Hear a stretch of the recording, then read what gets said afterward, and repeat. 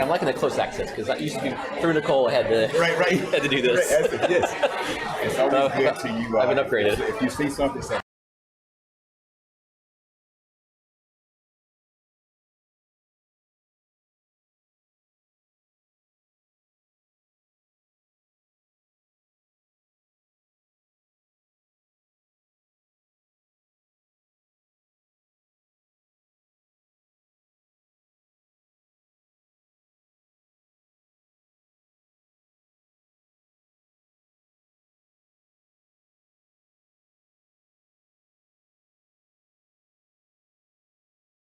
Into the agenda. I would like to have all of our Town of Apex staff to please stand up. These amazing leaders in our town, they get the job done every single day. And I just want to take this brief moment to recognize you for your efforts. Thank you for all you do. Give them a round of applause.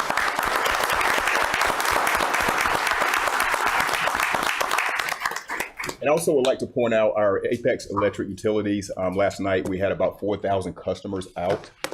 Power outage, and they worked tirelessly to get everybody back on. So I want to thank them for their job well done, and our first responders as well. Also, we have some special guests in the house, our educators from Wake County Public School System. If you would, please stand.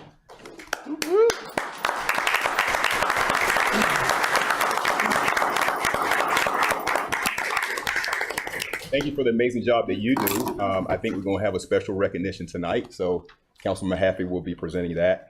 And then also, I want to recognize our mayor's internship program, our ambassadors. If you would, please stand. Woo-hoo.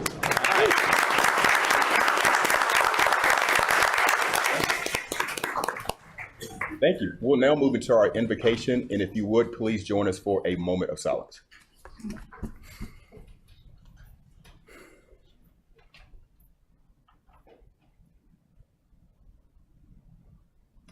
Thank you. If you're able, please stand and join us for the Pledge of Allegiance. I pledge allegiance to the flag of the United States of America and to the republic for which it stands, one nation, under God, indivisible, with liberty and justice for all. Thank you. Just a quick reminder, if you plan on speaking tonight during public forum or public hearing, please make your way to my right and see the town clerk to sign up for on the sheets to be recognized at the appropriate time. We're now moving to the consent agenda. All consent agenda items are considered routine to be enacted by one motion with the adoption of the consent agenda and without discussion. If a council member requests discussion of an item, the item may be removed from the consent agenda and considered separately. Are there any changes to the consent agenda? Hearing none, is there a motion to approve? Motion to approve. Second. Motion approved. Second. All in favor say aye. Aye. Opposed? All right, motion carries unanimously. We will move now to presentations. And presentation one tonight is Apex Public School Foundation Quarterly Peak Star Awards, presented tonight by Council Member Mahaffey. The floor is yours, sir. Thank you, Mayor. So everyone, welcome. Great to see so many people in the house tonight. I guess you all missed us during our little summer break over July. Want to come check us out? That's great. Tonight we are doing what we call the Apex Quarterly Peak Star Awards. STAR stands for Staff, Teachers, and Administrators. It's a program that we put together in conjunction with the Public School Foundation, the Apex Public School Foundation, to recognize once a quarter a teacher, administrator, staff member who has gone above and beyond and really helped make Apex a great place to live, served our community, served our students, served our children. And it's a moment that we take to reflect on that, to learn about the great work that's being done in our public schools in Apex, and to give thanks and recognition to the awardee for this period. So at this time, I'd like to actually call up Jack Roloff. He's a board member at the Apex Public School Foundation. If you could tell us a little bit about the foundation and maybe introduce our awardee tonight.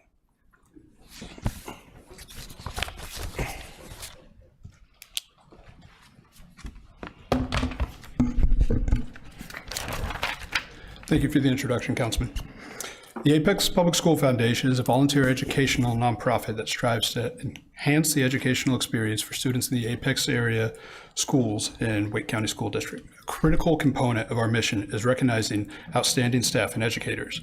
In partnership with the town of Apex, the foundation recognizes extraordinary employees in the Apex area schools with the Peak Star Award. Given quarterly, this recognizes an individual for extraordinary work to support the students in their schools. Tonight, our honoree is Ms. Sue Kelly from Scotts Ridge Elementary. Ms. Kelly has dedicated 24 years to excellence in public education, 24 years of service to our students and our community. And we at Apex Public School Foundation wish you a well-deserved retirement and satisfaction earned by the exemplary service to our students and community. To speak more about Ms. Kelly's achievements during her tenure is the principal of Scotts Ridge Elementary, Derek Evans. Thank you so much. Good evening, everyone. We appreciate all of the support of the Town Council and, of course, Mayor Gilbert for all of the support of the education that's taking place here in Apex and at Scotts Ridge Elementary. I have the pleasure of being the one to help recognize Sue Kelly tonight. She has been a true all-star in education for her many years as an educator here in Wake County. She has been a substitute teacher, an instructional assistant at Olive Chapel Elementary, a special education teacher at Burma Drive Elementary and Green Hope Elementary, and a special education and intervention teacher at Scotts Ridge Elementary. Throughout her career, Ms. Kelly has been driven by her passionate belief that all students can learn and reach their full potential when they receive the support they need from school staff working closely with families. She's been a tremendous advocate for students, a supportive coach to other educators, and a kind friend to all. We are so excited to recognize her this evening, and we're excited to celebrate her retirement in Wilmington, North Carolina.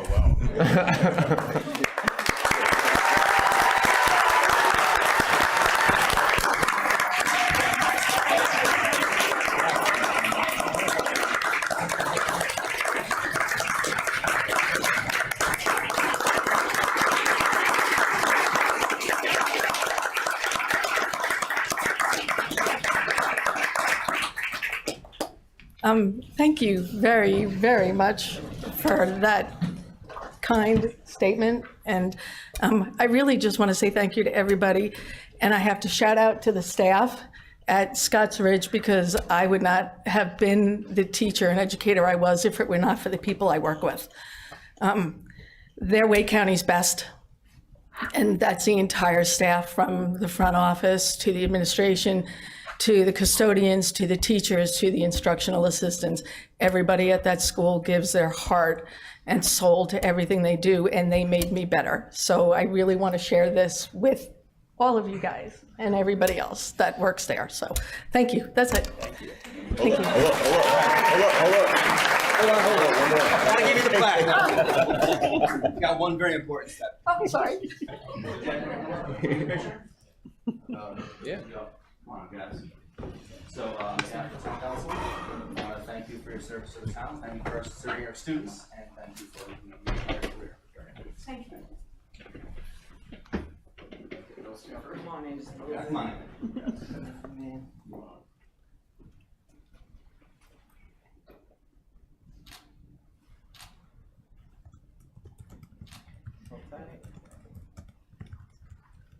Last one. Thank you.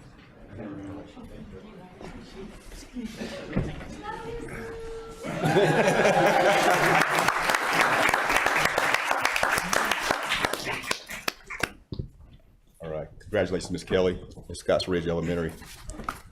We'll move now to the regular meeting agenda, set the agenda. Are there any recommended changes before we set the agenda? Hearing none, is there a motion? Motion approved. Motion Zigerman, Second. second Gant. All in favor, say aye. Aye. Opposed? Motion passes unanimously. We have a set agenda. We'll move now to public forum. This is opportunity for the community members to speak tonight for 3 minutes to address the town council. We will be taking notes. We will not be able to respond, but feel free to share any comments, respectfully, of course. And please monitor your time with the series of lights here. The green light starts your comments, and then the yellow light, you have 30 seconds left. Red light come to a stop, okay? So with that being said, we will move to our first speaker, Kurt Kletcher.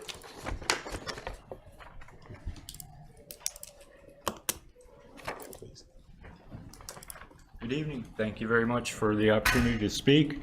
First of all, I'd like to thank Diane and her staff for putting together what I hope to speak about tonight, and that's the workshop about the Friendship Area community.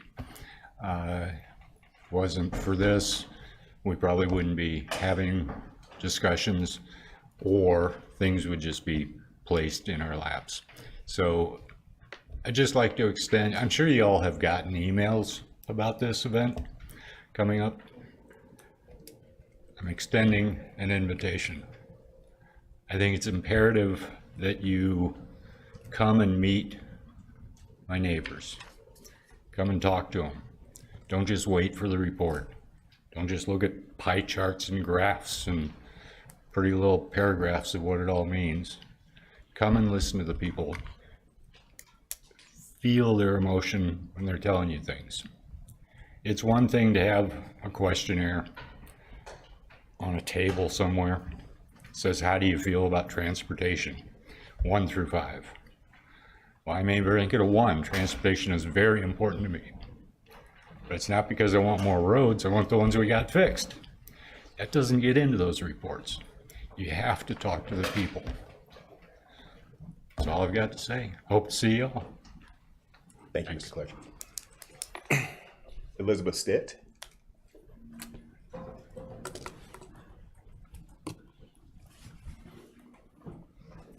Good evening, Elizabeth Raysted, 3113 Friendship Road. I want to talk about consent item number 30 that's on tonight's agenda.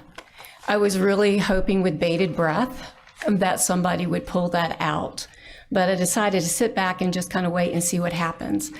That particular item is an appropriation of $675,000 out of the budget that was just approved on June 28th. So we haven't even gone one meeting where the budget has been intact. So it's already been changed. There was no discussion. And $675,000, and over the last year with all the work that I've seen the staff have and all the information given out to the public, an item that's $675,000 deserved to have some type of conversation around it. It did come out of what I'm going to call the slush fund. I was not happy that the money in the fund balance wasn't better utilized. I've talked to you guys about Friendship Road turn lanes. It's on the forecast in the future for $250,000. So every day that I play chicken at that intersection, I know my safety, the price tag on it is $250,000. So when I read through the 899 pages in the packet today, I understand there was a lot in there and maybe it's easy to miss it. But my safety should not be a price tag of $250,000. And then I just see an appropriation of $675,000 with no discussion. So I bring this up because we're early. So if you're amending the budget as you just did for $675,000, I'm going to ask you for $250,000. And I'm going to keep asking you for $250,000 because that's my safety. That's my neighbor's safety. You have the traffic studies. You know we have poor service with that intersection. So I would like for you to please consider that and just be prepared for me to keep asking. Thank you. Thanks for your comments, Ms. Stitt. Jacob Mason. I mistook the form for a signage. Okay. I'm really sorry. You can still come up if you want to. I'm just kidding. I'm kidding. We're good. We're good. I'm so sorry. That's all right. You're fine. Michael Kosar.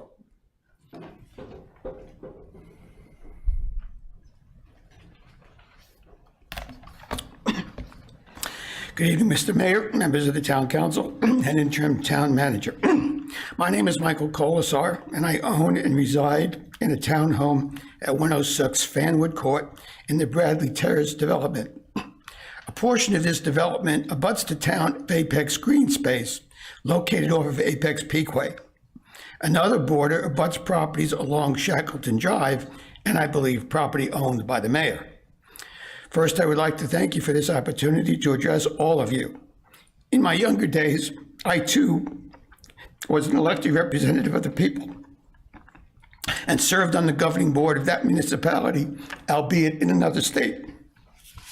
On August 1st, 2022, I hand-delivered a letter to most of you on behalf of myself and my neighbor, Mark Mohabir, who's here tonight, raising concerns about the rampant spread of kudzu in this green space and its possible negative impact on the viability and stability of trees that are near to our residences.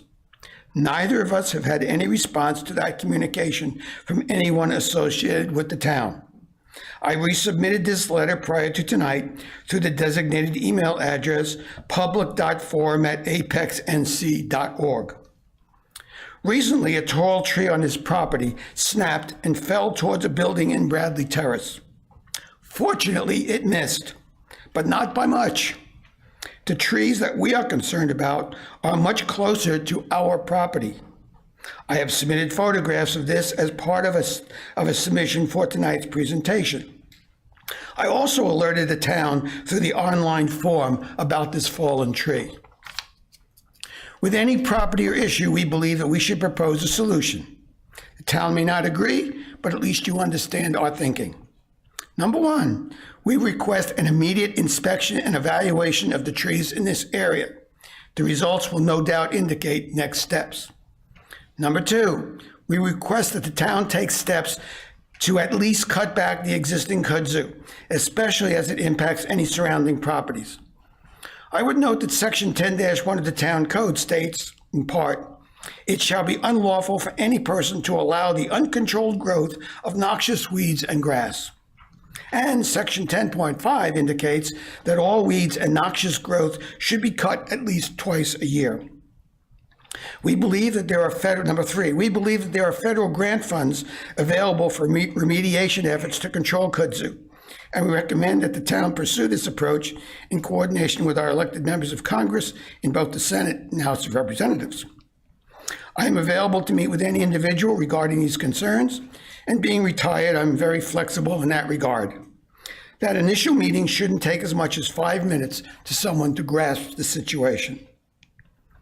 Over 50 years ago, our country called and drafted me to serve in the United States Army at the height of the Vietnam conflict. I answered that call and went where the Army sent me and did what was asked. I only asked the town to now remove the uncertainty that hangs over my head and my property. Thank you for listening. And while we may not engage in dialogue tonight and I understand the rules, I welcome the opportunity to do so in the future. Thank you. Thank you, Mr. Kohler. Thank you for your service as well, sir. Mr. Coleman, can you make sure we follow up on that, you and the manager? Okay, thank you. All right. Mark Mohabir.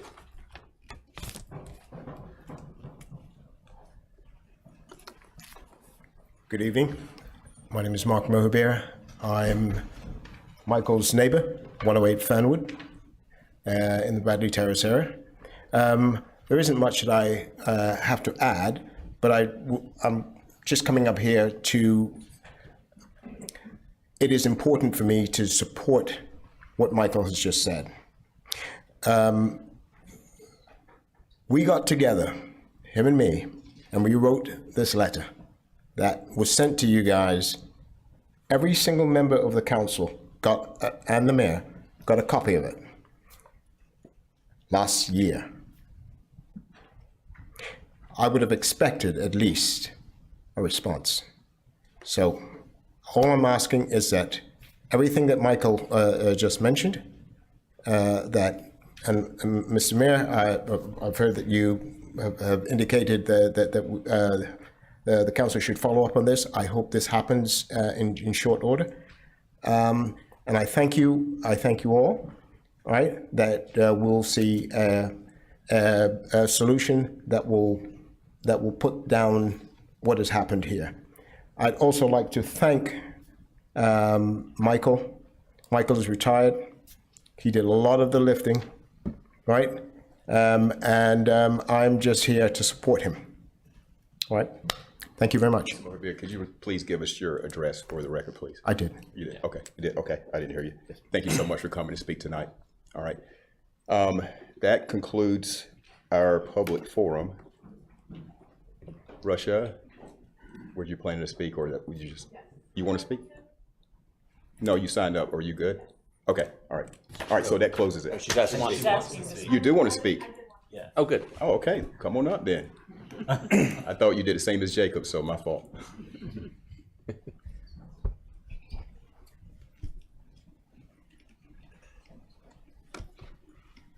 Good evening, everyone.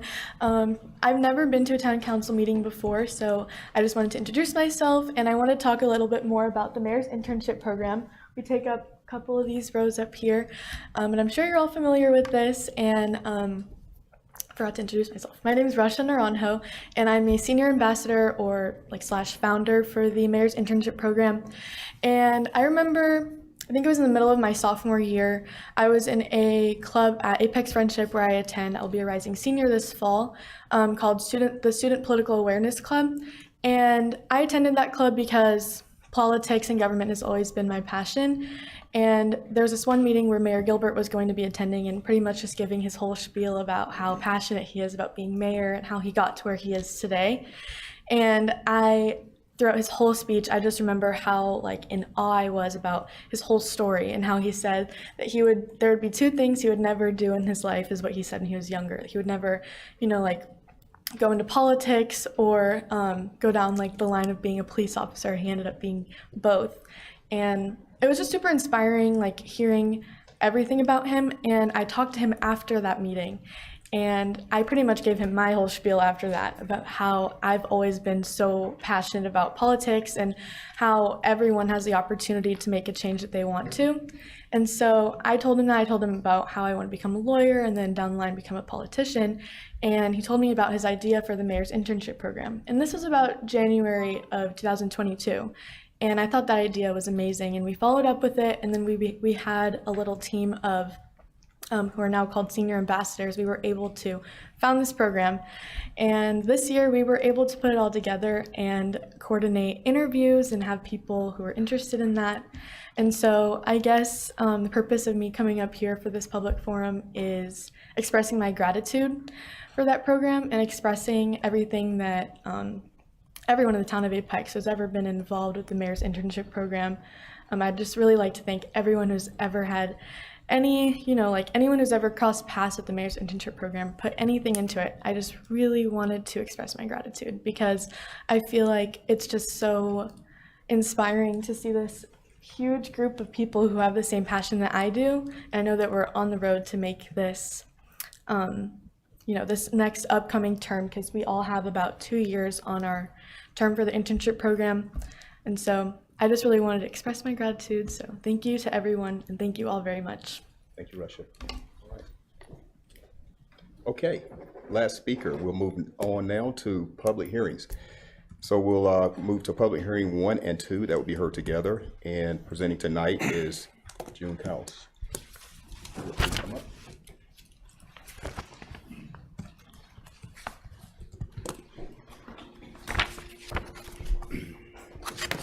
Good evening, Mayor and Council members. June Cowles with the Planning Department.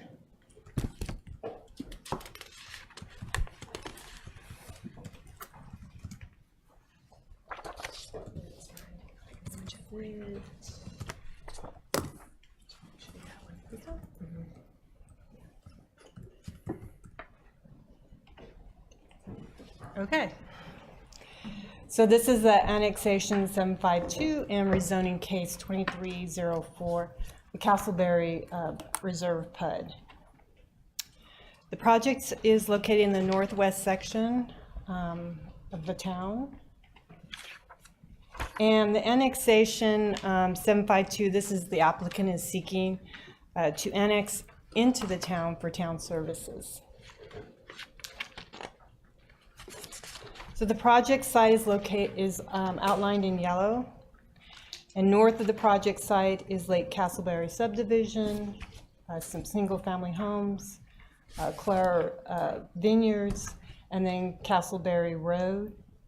To the east is the Castleberry Estates, and the south is the protected open space, and to the west are some single-family homes. The current zoning district is Wake County Residential ADW. and the proposed zoning district is planned unit development conditional zoning. So the 2045 land use map is rural density residential classification. The proposed PUD with the maximum 2 units per acre is inconsistent with the 2045 classification. So if the properties are rezoned as proposed, the classification will automatically be amended to low density residential. So the existing conditions, the site includes mature trees, and you can see there's some streams crossing it. And there is an existing gas line easement that's in yellow that just skims the northern part of the property. There is a cemetery on site, and that has about 59 graves on it. The applicant had a neighborhood meeting on December 7, 2022, and April 19, 2023. So for the proposed PUD plan, here's the site layout. I'm just going to go over the main points of the PUD plan. It's a maximum of 179 lots, a maximum of 2 units per acre on density. The residential uses are single-family accessory apartment, and then park, greenway, and a private recreation facility. They are planning to preserve this cemetery. And in the light yellow, you can see the smaller lots, residential lots. These are a minimum of 6,000 square foot. And then the lower portion is the 10,000 square foot lots. So the 6,000 takes up the majority of the PUD area. The buffers proposed are 20-foot type B along the perimeter and a 30-foot type B along Castleberry Road. Proposed is 20% RCA. If the site is mass graded, the applicant is not providing any additional RCA because at 2 units per acre or less, you don't have to provide RCA. So the PUD includes the 2 affordable housing units, and the project complies with the storm control measures and stream buffer requirements. For the transportation improvements, entrances into the subdivision would be off of Castleberry Road and one off of Wimberley through the Castleberry Estates subdivision. And then there's some 2 stub street locations along here. At the planning board meeting, the planning board recommended that a condition be added to keep that existing rural character on Castleberry Road without the curb and gutter, and to work with planning staff for that condition language. So the applicant included a condition in the PUD plan. For pedestrian improvements, the PUD plan includes upgrading the existing crossing at the American Tobacco Trail at Wimberley Road with a high visibility crosswalk markings and signs, and installing a rapid flashing crosswalk beacon system. Additionally, extend the existing sidewalk along the southwest side of Wimberley Road to connect American Tobacco Trail with the roadway shoulder widening and gutter typical roadway section. And that would be just along here as far as Wimberley Road. They do have to obtain some encroachment agreements with North Carolina Rail, NCDOT, and the town. So if that agreement doesn't come out, they will have a fee in lieu, and that is for 270 feet.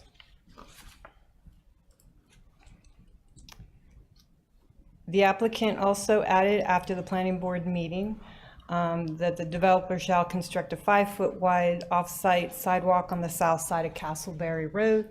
And this would be this section right here that would stop right across from the Lake Castleberry subdivision entrance. So if they can't acquire the right-of-ways or easement from this property, they would pay a fee in lieu, and that's about 215 feet.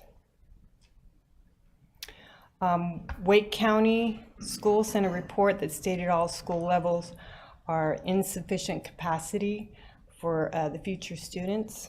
Park and Recreation recommended a fee in lieu. So the project was reviewed at the Environmental Advisory Board on January 9th. On the left is the conditions that were not added into the PUD plan, including the 450-foot buffer along the exterior of the project adjacent to the U.S. Army Corps protected open space. And on the right side is what they did add into the PUD plan. That's 11 environmental conditions. These are the, PUD includes 10 architectural conditions. Please note, these house pictures are conceptual building elevations. The Planning Department recommends denial of the rezone based on the rezoning is not consistent with the current 2045 land use classification. The rezoning is not consistent with the Wildlife Resource Protected Open Space and Environmental Advisory Board buffer recommendation. And the rezoning is not consistent with the surrounding neighborhood character. So I'm going to go through each of these points. So for the 2045 land use map classification of rural density residential, these are primarily located adjacent to the protected open space. So of course the dark is the protected open space, and then residential rural is the lighter green. This classification provides a buffer for Jordan Lake that serves as the area's main supply of water and protection of the environmental and natural resources. The surrounding existing subdivisions in close proximity to the project and the protected open space in this area have lower densities than Castleberry Reserves. So just getting closer to the protected open space, and this is increasing in density. So the second part is the North Carolina Wildlife Resource and EAB recommendation of 450-foot buffer from the protected open space. It provides the benefits of water quality that minimizes the buffer, minimizes the movement of soil sediment, pesticides and pathogens from the field as runoff, improving water quality and improving the wildlife habitat. So the animal habitat protection, the protected open spaces, as you can see, is located in 3 areas within the town. These other 2 areas to the south of it, they're actually split up by roads, and so they're sort of fragmented by either the rail or the trail, and then this road here. So what makes this northern piece unique is that it is the largest area of open space and wildlife corridor. It's twice as much as the other 2 areas at 2 miles from Wimberley Road to New Hill Road. And next, the protected open space, it's also game land for public hunting, trapping, and fishing. So the North Carolina Wildlife Resources recommends that local government developer do what is possible to maintain ag districts and natural areas. So this slide shows in the pink line that this is where the 450-foot buffer would be. And this, if the project was compliant with this recommendation, this would add approximately 4.91 acres. So it would increase the RCA to 25%. In comparison, if we increase by 2 lots within the PUD plan to 181, then they would need to provide 35% of RCA at 13.5 more acres. So the next point is the surrounding neighborhoods. Lake Castleberry is number 1, and we looked at Castleberry Estates and Weddington. So this table compares the adjacent neighborhoods. Castleberry Reserves, again, it has the highest density. It's the closest to the protected open space. The smallest lot size at 6,000 square feet. The smallest setback at 10 feet for the rear, the side, and the 8 foot on the corner. And the narrowest buffer area to the protected open space at 237 feet. So we looked at the residential homes within each of those communities. Both lots, the 6,000 and the 10,000, have the same setbacks. And just to note, the house concept pictures shown in the PUD, those would not be able to be built with this minimum 6,000 square foot lot, just because it would leave a 40-foot wide home. So, which is actually the 6,000 square foot lot was the majority of the PUD plan. In addition, the PUD plan is providing the 2 affordable units. At the recommended 5%, the project is deficient by 7 units. A reduction in that road improvement along Castleberry Road. Staff is not in support of the applicant's added condition. This condition is not consistent with the typical requirement for curb and gutter installation on a residential street. This project is more of an urban form. And the condition does not offer a fee in lieu of curb and gutter similar to the surrounding subdivisions. So we look back, and Lake Castleberry subdivision provided a fee in lieu for the curb, gutter, and the sidewalk. Planning Board recommended approval with a vote of 5-3, with that added condition that keeping the existing rural character of Castleberry Road without the curb and gutter, and to work with planning staff for that condition language. And the Planning Department recommends denial. The 2045 land use map designates the site as rural density residential classification. The applicant proposes a rezoning to PUD district with a maximum density of 2.0, which is not a valid density district within the rural density residential classification. Therefore, the proposed project is not consistent with the 2045 land use map classification. And the Peak Plan 2030 goals include protection of environmental and natural resources, which warrants the location of the rural density residential adjacent to the protected open space. The proposed rezoning is not reasonable and is not in the public interest because the proposed rezoning does not include the 450-foot buffer recommended by the Wildlife Resource Commission and the Environmental Advisory Board.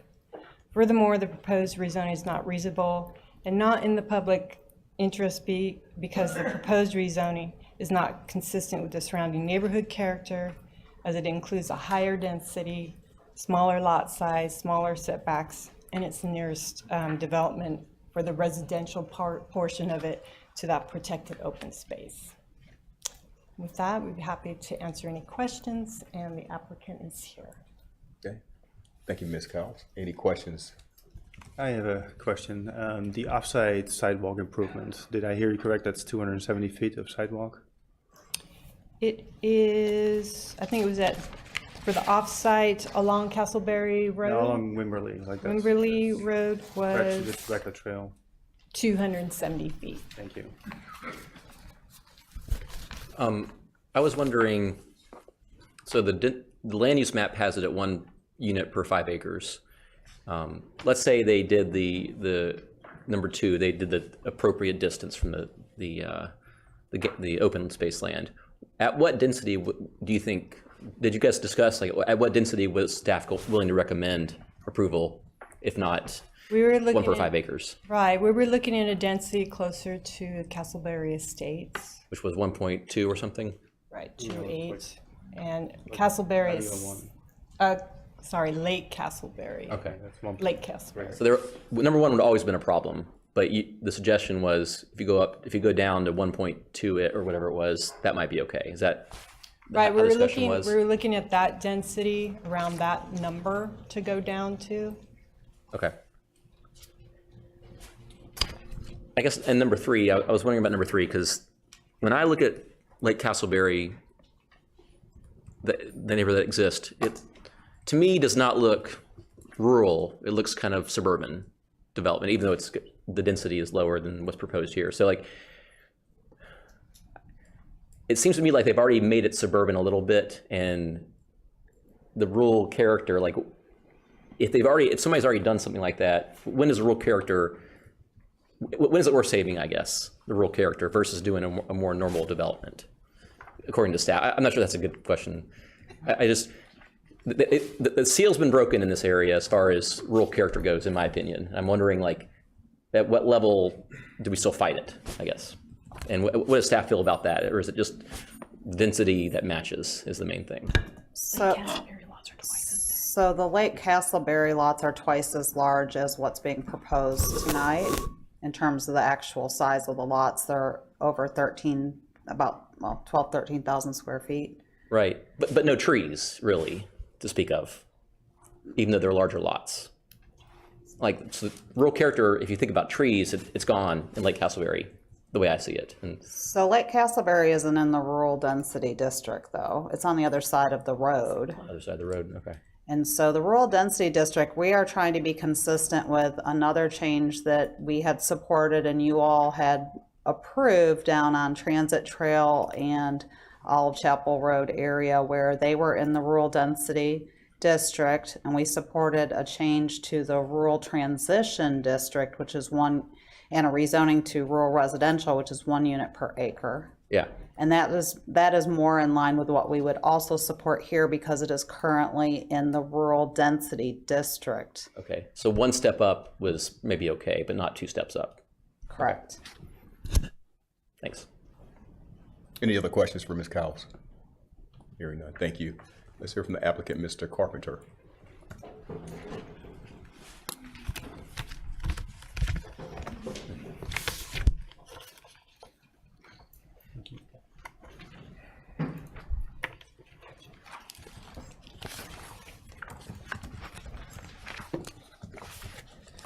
Good evening, Mayor and members of council. Matthew Carpenter with Parker Poe, 301 Fayetteville Street, here this evening on behalf of the developer. And also with me are Jeff Roach with Peak Engineering, our civil engineer, Lyle Overcash with Kimley Horn, our transportation engineer, and then Matt Patel, the developer, is with us tonight too. And so thanks to June for the presentation. As she mentioned, this is a single family, low density residential subdivision. And when we started this process, we debated whether we wanted to, go for a low density designation or a PUD, because low density allows up to 3 units an acre. And where we settled was that we wanted to pursue a PUD because it would allow us to add specific conditions that address the kind of unique location of this site. And so we've spent a lot of time doing that and try to tailor some of those conditions to the existing environment. And so, I think we've kind of followed the purpose of the PUD district. And so I'll focus on, those commitments and how we're going above the UDO in different areas. And we do acknowledge that we're asking for more density than the land use map recommends, and that alone doesn't make it inconsistent with the comprehensive plan and all of the long range plans in the town. And so I think our position, and we feel like we have added the conditions necessary to get to a place where we're inconsistent with the density recommendation, but we're overall consistent with the goals and policies of the peak plan. And so I think that's really the decision you got to make tonight is whether you agree with that. And so June did a good job going through our plan. So, I won't harp on every detail, but we do have an overall maximum density of 2 units an acre with a max built upon area of 45%. And the UDO would allow up to 70%. And so the thinking there was to really target the environmental impacts of the site and how we could kind of lower our impact without just reducing density. And so we've added the built upon area requirement. We're treating stormwater quantity and quality. So we have a condition that mandates the removal of nitrogen to a certain level. And then we're also preserving the cemetery in place that's shown in the darker yellow color there. And so we've added a lot here. And we knew from the start of this project that the environmental commitments were going to be meaningful because of our location next to the open space. So what we've done in laying out the site is to try to transition density north away from the open space towards existing development along Castleberry Road. And so we've got our larger lots at the south, and we've also got an RCA area adjacent to the southern property line that varies between, I think, 237 feet and 349 feet. So it's a significant buffer there that's really going to help with the impact on that open space. And another big part of this project is the off-site pedestrian connections that we're making. So when we started this process, we noticed the sidewalk stub on Wimberley Road left by Castleberry Estates. And so, we started looking into whether we could make that connection to push that sidewalk through to connect to the American Tobacco Trail. And so we spent a lot of time doing some diligence with Wake County, NCDOT, and the town transportation staff to understand whether we can do it, and we feel comfortable that we can. So we've added that as a commitment. We'll construct the portion shown in yellow, the dashed line, and then there will be a a signalized stop where the circle is on your screen. So hopefully that'll be a continuous connection from the existing homes on Castleberry Road, Lake Castleberry, and the new Castleberry Reserve project to the American Tobacco Trail. And you can see the picture at the bottom right of your screen is actually, we were out on site and a woman was walking her dog exactly where our sidewalk will be going. So we snapped a picture of that. And so we feel like that's a big commitment. And then more recently, as we were looking at our overall commitments and how the pedestrian connectivity is going to work here, we realized, and we knew, but it came back that there's a gap between where our frontage starts, shown in green, and the existing stub, the sidewalk stub that's left by Lake Castleberry. And so we've recently added a commitment to complete that connection and construct the portion shown in yellow, so that there will be a continuous connection from Lake Castleberry and the project all the way through our site to the American Tobacco Trail. And so we feel like that's a big benefit for the project and also for the neighbors here who would otherwise have a sidewalk gap. And then we have committed to 2 for sale affordable housing units at 135% AMI for a period of 30 years. And I added the chart here to give you some context for what that looks like financially, because the for sale units are very different than affordable for rent units, because it's a big hit that the builder developer takes on the front, rather than lower rents that are set for an extended period of time. And so you can see from the changing interest rates between last year and this year that are at 135% AMI, our for sale affordable price would be around $418,000. And so, as I'll show in a moment, the homes in this area are going for well over $1 million. And so, that's probably at minimum an $800,000 commitment. And then to speak a little bit about the 450-foot buffer that's recommended, I wanted to talk a little bit about where that comes from. It's a recommendation in the Green Growth Toolbox, which is a subcommittee of the Wildlife Resources Commission. And the purpose of the policy really is to reduce conflicts between hunters and residents, near game lands. And so you can see at the top right of your screen, I pulled, there are already regulations that speak specifically to the Jordan Lake game lands. And in some other areas where you're allowed to walk through the game lands with a loaded gun, you have to carry your gun at Jordan Lake unloaded, and can only load it when you've reached your hunting spot. And then we've also, we looked at the topo in this area to make sure that there wouldn't be an issue with hunting going on near the property line. And I think that the topo helps in that regard because it rises significantly from the southern property line north into the site. So there's an overall, I think, change in grade of at least 40 or 50 feet there. I think each of those darker lines represents 10 feet. So we think that the elevation change will help there too with that safety buffer. And so, these are the two, as June mentioned, primary Army Corps protected open space areas nearest to the town. The White Oak Creek area that's south of this site on the top of your screen, and then also the Beaver Creek area that's on the bottom of your screen. And so what we wanted to do to understand, what we were offering and how other properties adjacent to the open space have treated the open space. We looked at different projects around town, recently approved and some constructed. And so that's what the stars represent is different subdivisions or projects that have come online over the last few years that are adjacent to the Army Corps protected open space. And this is an example that I thought was relevant because it's just south of our site on the other side of the White Oak Creek open space. And this is the Apex Gateway site. And you can see at the right, the right is actually north, so they've turned the graphic, but the hatched area is the Army Corps protected open space. And here they've offered a 40-foot, I think, type A buffer. And so our commitment for a buffer adjacent to that same open space is a minimum of 230 feet. So we're exceeding that recent example. And then this table just details some of the other projects that we've seen that are adjacent to open space and the year that they were approved.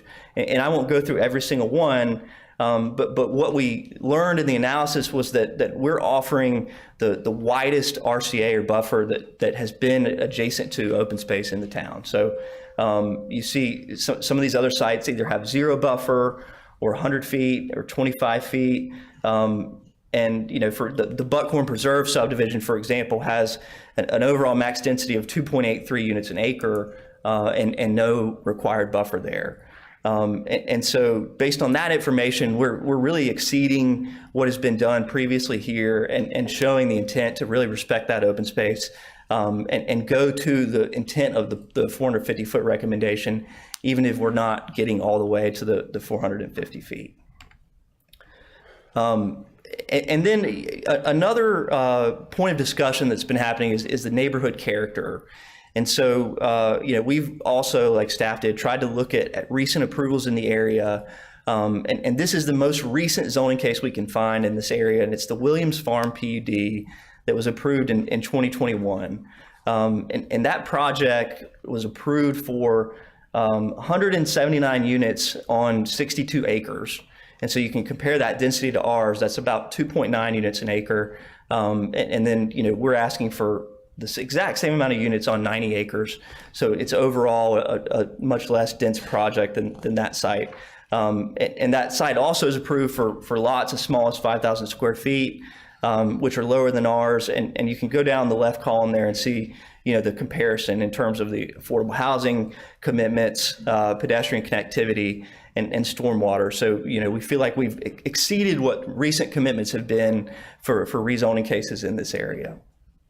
And then just to speak more about the consistency with the neighborhood character, we did include these elevations in our submittal. And so, I think they're consistent with neighborhood character because many of them are from the adjacent neighborhoods. Some of these pictures, I believe the top 2 are from Lake Castleberry, and then the bottom left is from Wellington. So the intent there is really to have designs that fit the context of the area, not something that stands out in terms of architectural features. And then 2, when we talk about consistency with neighborhood character, I think we also have to be careful about mandating more expensive homes. And so this is an example of the recent for sale prices in the estates at Weddington, and you can see they're well over $1.3, $1.4 million, and that project is the overall density is 1.48 units an acre. And so what we wanted to avoid doing here was just lowering the density just to lower the density when it wouldn't necessarily help mitigate the environmental impacts, but it would just mean less people living here and probably higher overall prices. And so to wrap everything up, even though we're asking for more density than the land use map recommends, the project, because of the commitments we've added, is overall consistent with the peak plan. And so you can see on the left the peak plan policy that we've tried to address, and then on the right the policies, the commitments that correspond to that policy. So in terms of environmental impacts, we've added our large RCA at the south of the site. We're treating stormwater quality and quantity. We've committed that 5 homes will have solar panels pre-installed before they're sold. The max built upon area, the overall density, and then in terms of having a variety of housing choices, we've offered 2 affordable units and generally adding to the home supply. I've discussed at length the pedestrian connections and how we think that'll benefit this area. And then finally, the preservation of historic places and cultural resources through the preservation of that historic cemetery that's very old and I know important to the family. So based on those commitments, we respectfully ask for your approval and happy to answer any questions. Thank you. All right, thank you, Mr. Carpenter. Any questions for? Mr. Carpenter, one question. How many Apex residents were involved in designing this plan? In designing the PUD plan? Yeah. Well, we had 2 neighborhood meetings where I think that ranged between 20, 35 people at each meeting. So there was definitely input and changes made based on neighbor input. I mean, for example, we had a driveway at the north of the site that was going to be directly across from an existing home. And so the neighbor asked us to move that. And so we did move that. But in terms of just designing the plan, that's been mainly Jeff Roach. So. Okay. That's all I got. Thank you. Any other questions for Mr. Carpenter? All right, hearing none. We'll go ahead and open up the public hearing for comment. And 1 and 2. 1 and 2, yep. And we have Mr. Roach, not interested? Okay, all right. All right, okay, thank you, sir. So we'll go ahead and close the public hearing. It's back to council for discussion. I'll open this up. I find it a little bit frustrating that we have a developer talking to us about what's good for the town of Apex without really any resident input. And so the land use map is there for a reason. The land use map is developed through months and months of effort of our staff, workshops with our residents, and it reflects, what we as a town want our town to look like in the future, especially when we get to game land and natural preserves and whatnot, right? And so some of the compares that I think we're seeing here tonight are compares within different zoning districts and therefore, just null and void in my mind, okay? So I appreciate the offsite improvements that the developers is putting forward, the sidewalk connections to 270 feet and the other 215 or so.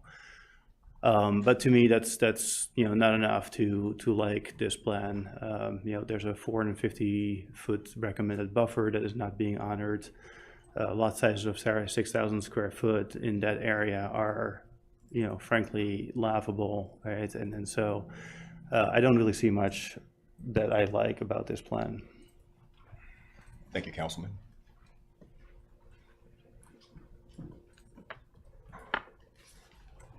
So if there's no further discussion, I'll make a move.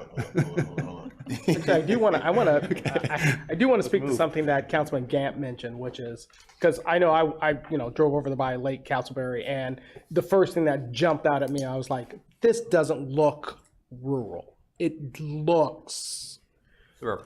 Yeah, it just kind of jumped out at me as kind of like not really fitting the tone of, I think, what the land use planning map was kind of trying to get to, quite frankly. And to me, this is one of those balancing acts that's, we have a developer who's given us a lot of what we've asked for. I mean, connection to the tobacco trail, affordable housing, although I do have a question about whether or not a $500,000 home is really affordable housing. And whether or not 2 is sufficient enough to meet our goals that we look for in our affordable housing plan.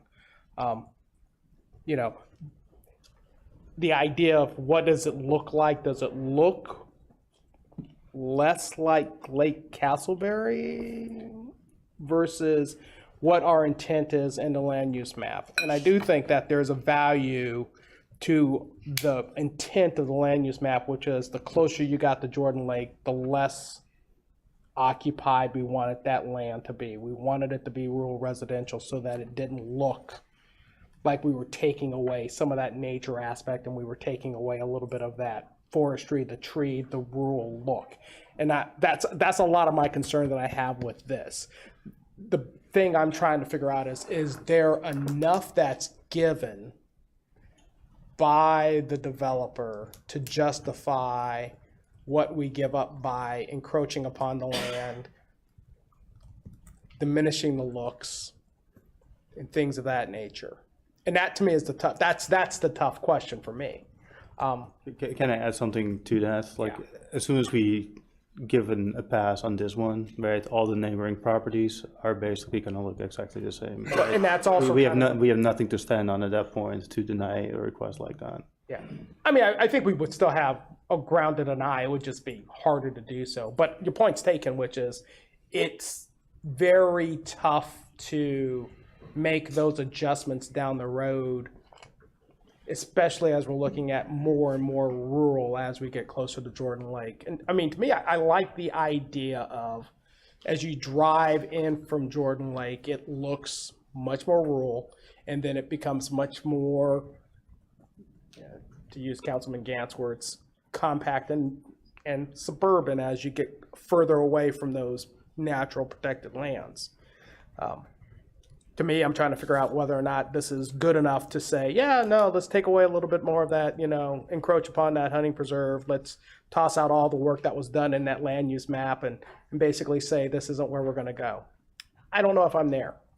I'm not sure I'm there to say that we should kind of scrap the intent and the spirit of that land use map at this point in time for what we're getting here. I really appreciate all the work that the developer has done to provide us. I mean, did we get everything that we would ask for? Certainly no, but I appreciate the effort, and I think that's something that we need to make sure is applauded because it's a good thing. But not sure if I'm there yet to say we should take away what I see on the south side and have it look more like what I see on the north side of Wimberley Road, right at that intersection. Mm-hmm. So I wanted to address the land use map. So I was there when we passed it, and I think I was really proud of that 1 per 5 acre, that rural residential designation. I personally don't see a lot of value in Apex to have 1 acre lots, giant houses, $1.5 million each, with just grass everywhere and no trees. Like, ecologically, that does nothing. That does, I mean, maybe there's a little bit less impervious area than you would have for more compact development, but the animals can't live there. And so, the staff mentioned 1 step up, the 1 per acre thing. Like, ecologically, that would not be very much different, in my opinion, than this, because they're going to tear all the trees down, and people want big yards. They don't want trees in their yard. And so, like, the value of that kind of development that we have in some of the, and I was one that approved Willow Hills. That was one maybe you and I were on, and some other ones in the area. Is that good for Apex? That kind of home price and lack of trees, even though it's lower density. I think I question that. And so, like, for me, it's kind of like we approve nothing basically, or very, very minimal things here, or we maybe go more dense. I think there's a good choice either way, but the middle that maybe staff would recommend, I'm not sure that's, for me at least, that's a good thing for this community either. So that's kind of where I'm thinking about that land use map. And I think if we do this again, thinking about this land use map and really going the deep green where for very little development, and then everywhere else make it a little higher, I think is kind of what I'd probably push a little more, maybe increase the amount of kind of trying to preserve that part of the land. But like, it's in between. I just don't think it's going to be very good for home prices or anything else, frankly. So I'll say, Councilmember Gray mentioned he's not sure if he's there or not. I'll just let you know I'm not there. It's not particularly close. That's it. Although, I'll add something about your conversation about the trees in the yards. I do think people do want trees in their yards, but I think specifically, I think there's a strong demand for existing trees being kept. And that speaks for the need to eliminate mass grading as a practice for single family homes entirely. So we can get a subdivision, whatever you can do, where you just grade the roads, put in the roads, put in the infrastructure, and the individual lots are graded, and then the builder can decide what fits outside the building envelope and keeps in trees or not. I think that's a product that used to get built all the time, isn't really built anymore. I think there'd be a strong demand for that if that ever came back. Yeah, well, the mass grading does not prevent them from cutting down all the trees, though. It just prevents them cutting down all at one time, I guess, right? I mean, so if you individually grade the lots, then the person, yes, they could cut them individually, but they may choose to keep ones. There'd be options there. Mass grading, they're just clearing the whole thing, leveling it out, putting the lots on the ground, and there's no option for preservation. But you're right, it doesn't require. We have other regulations which require saving trees that would kick in. And I know that Phil Welch is in the back. I saw him there, and I would love, I mean, I like the idea of the affordable housing units, but I think that we're going to have as a council a bigger conversation about whether or not a 500,000 home is really what kind of meeting our goals or our bigger picture desires with regard to affordable housing. Not to say that it shouldn't be, but I think that's something that we need to have a conversation. And then at 135 AMI, you're talking about annual income of $160,000. That's not the type of income that we're talking about when we're talking about affordable housing. That's exactly what that's exactly the point I'm trying to get to. If I could add a thought to that, because I was also wondering that kind of tangential to the conversation about grading and trees and all that stuff and density. So the developer in this case, as an example, is offering 2 units at 135% AMI, which corresponds to an $800,000 contribution, more or less, which sounds like a lot of money. Is 2 units the best use of $800,000? Like one of the principles that we have for affordable housing is we don't want to have this be an affordable area with smaller units, and you want them to live in houses. And I get all that, and that makes sense. But looking at $800,000 for 2 units, like we could perhaps put that money to provide 10 units if they were a different product somewhere else. If I could interject, I think we'd be happy to spend some more time looking at what we could do in terms of affordable housing and some of the other commitments to maybe help address some of council's concerns. And the other thing I want to point out, like $800,000 is not the builder's cost of these units, right? That's the sales price. That's the profit that is left on the table. It's not the actual cost. Are you asking us to entertain a motion to continue this then? Yes, I think we would motion to continue. appreciate that. You want to, okay. Need a date.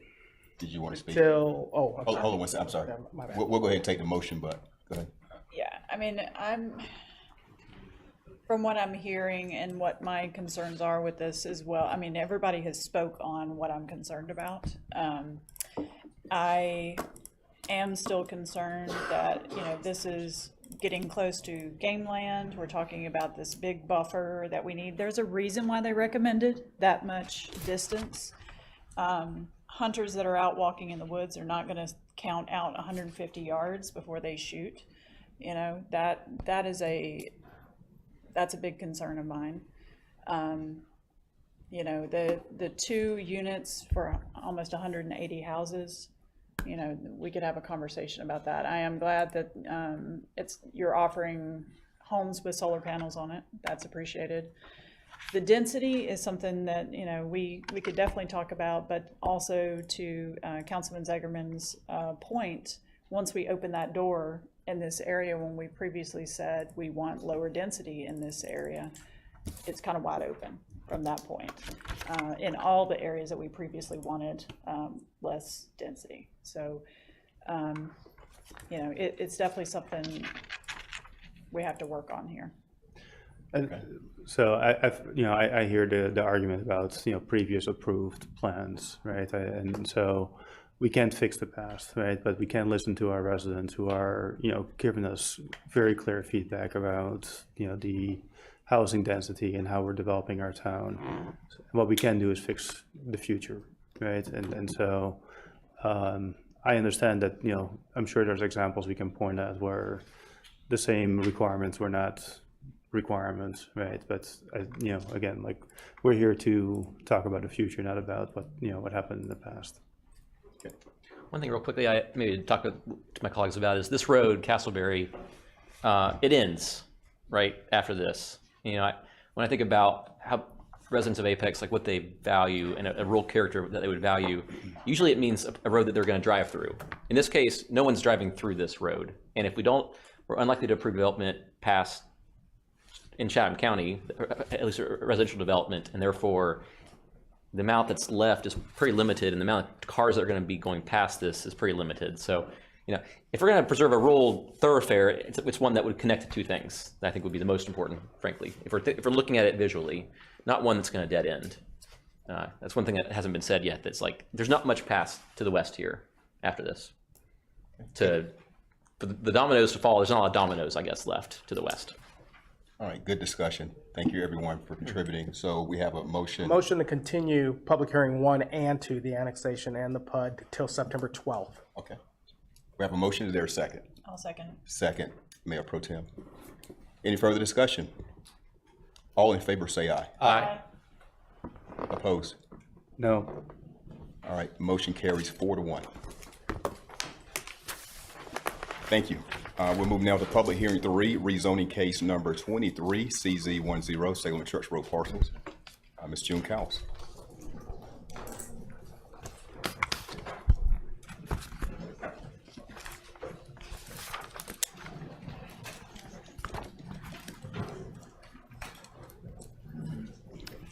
Good evening, rezoning case 23 CZ10 Salem Church Road parcels.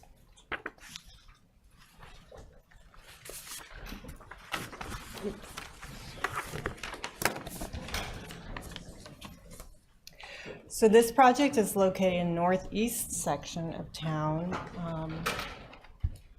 located at the northeast corner of Salem Church Road and Tahoe Glen Place. North of the project site is the town of Cary West High subdivision. To the west is town of Apex Glen at West High little subdivision. To the south, Salem Church Road and Salem Point Townhomes Plan Unit Development. And to the east is a single family home, but this is also a part of the Salem Point PUD. The existing zoning district is residential agriculture. Proposed zoning district is medium density conditional zoning. On the 2045 land use map, it is medium density residential. So the proposed zoning is consistent with the 2045 land use map. The applicant had a neighborhood meeting on April 24th, and your packet is included. Wake County School Report indicated that all grades are sufficient capacity. The use within the conditions is single family and accessory apartment. Conditions 1 through 6 were the Environmental Advisory Board conditions. And condition number 7, there's 4 existing driveways. And so that was, if this was as far as a subdivision of the parcels, it would not increase the number of driveways. Condition 8 through 15 were architectural conditions. And looking at the affordable housing, that's not applicable to this small project. And they would be paying a fee in lieu for park and rec. So looking at Salem Church Road that it fronts on, this is a 2-lane thoroughfare road at 60-foot right-of-way with sidewalks on both sides and curb and gutter. On this aerial, we show the project site. The frontage along Salem Church Road is about 458 feet. And then the orange line represents the Salem Point Townhome PUD portion that they paid a fee in lieu in May 2017 for road widening, curb and gutter, and the sidewalk. And then the table below that, we looked at the immediate area of where the sidewalk is located. There's one west of it at, and then they have the curb and gutter. East is 400 feet from the existing sidewalk, and then along the south side on Salem Church, there was no sidewalk. So in order to provide continuous infrastructure consistent with the Apex Transportation Plan along Salem Church Road, staff recommends the applicant add a condition to install sidewalk, curb, and gutter. There's the condition about the 35-foot back-to-back with 5-foot sidewalk on the 60-foot right-of-way. This condition is applied to this rezone as it is feasible for this subdivision to be an exempt subdivision, and road improvements are not required with an exempt subdivision. At this time, the applicant has not agreed to this condition. So we added 2 slides from the planning board meeting, and we wanted to pull back and look at this bigger picture. This arrow shows where this, the bold yellow line shows a continuous sidewalk to some destinations, the shopping center, the school, and then my favorite park, Apex Community Park. And so it continues, and then down here it becomes a side path at 10-foot wide. And then the minor yellow lines are just the existing sidewalks within the town of Apex area. And also in the chart, we included the walking time to these destinations. Staff, on page 5 and 6 of your staff report, we talk about the safe routes to school need for this particular area. Staff has received requests from area residents and the principal at Laurel Park School for completion of this sidewalk. Staff does not recommend a collection of fee in lieu for the road frontage improvements. The fee is usually lower than the actual cost of construction. The residents will be disrupted when the town makes future improvements. The residents won't benefit from the infrastructure until an unknown time when the town moves for the road frontage. And construction as a municipal project will be more costly and have higher staff burden than construction with the development.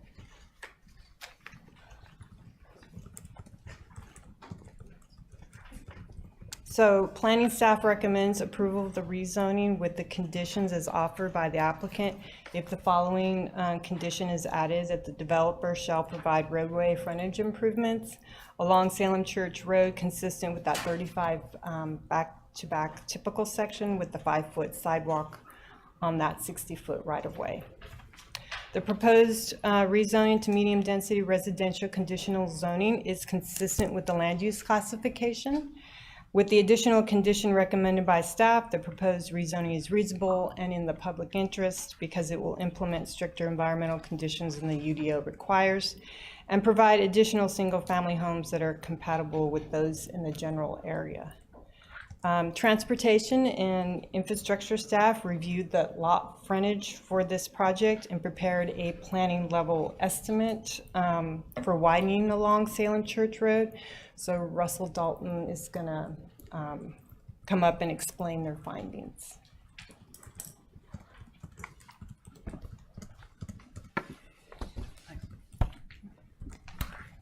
Good evening, Mayor and Council. So one of the things we looked at with this project is the applicant's concerns about the cost of road frontage improvements. They had a lot of concerns with that. So we did run a planning level cost analysis, as June Cowles mentioned. What we found out, that widening for a 35-foot back-to-back roadway, including the 5-foot sidewalk along that frontage of the site, that would amount to about $168,000, just over that amount, based on our planning level estimate if the town was to do it today. That works out to, for 8 lots, a little over $21,000 per residential lot. If you assume around $600,000 for a residential unit in a case like this, that adds about 3.5% to the cost of each unit, so that gives you a little bit of perspective. And then if for some reason the town decided to forego the road widening requirement on the developer and just wanted the sidewalk connection, so that would be sidewalk at back of ditch, that would amount to just over $30,000, about $3,840 per residential unit, and that's just an increase of about 0.6% to what would be a $600,000 unit in this situation. So I hope that gives you an idea. We're certainly not advocating for fee in lieu, as Ms. Cowles mentioned. Whenever we collect fee in lieu, typically whenever we get around to building a project, it costs more. We're disrupting existing residents. It's just much more difficult to build linear transportation projects than it is to get those improvements up front when the development's occurring. So connectivity is valuable in this area, sidewalk especially is valuable, and we are advocating for that to be completed. So, are there any questions about that report? No questions. Thank you, Mr. Thank you. Any questions for Ms. Cowles? Yeah, I have one. I have one too. Go. All right, could you go over, or someone on staff go over, what are the rules for exempt plans like this? That's my question. Yes, and precisely why this qualifies and others don't. Like it's come up in other cases, but what exactly is the rule that makes someone exempt from some of these regulations? Well, and Amanda might have to help me out here. Exempt plats, this is 3 lots, and you can subdivide it into, is it 4 into 4 each? So state law allows when you have a lot that's 2 acres or less, you can create no more than 3 lots using the exempt plat process if the lots meet the standards of the ordinance. So with the rezoning to medium density, the lot size is smaller than what the current RA allows, and potentially you can create 3 lots, and then you're exempt from the provisions of the ordinance, the road frontage requirements, buffers, RCA, et cetera. They've got 3 lots existing, so there could be some recombination first and then a subdivision of lots. So there's a way to get to an exempt plat to create 8 lots and avoid the master subdivision plan process. And stormwater too? Stormwater is would still be regulated. If they disturb more than an acre, then they would have to manage that, but the lots would come in for individual permits. So that's about the best I can answer that question right now. But if they went that route, they would have to still rezone to just medium density, straight medium density. They still need or conditional zoning. They still need a rezoning to lower the minimum lot width and area in order to get there, because right now the average lot size requirement is 5 acres in the RA district. So it's not the maximum size of the project, it's the size of the lots that you're purchasing that could potentially be exempt.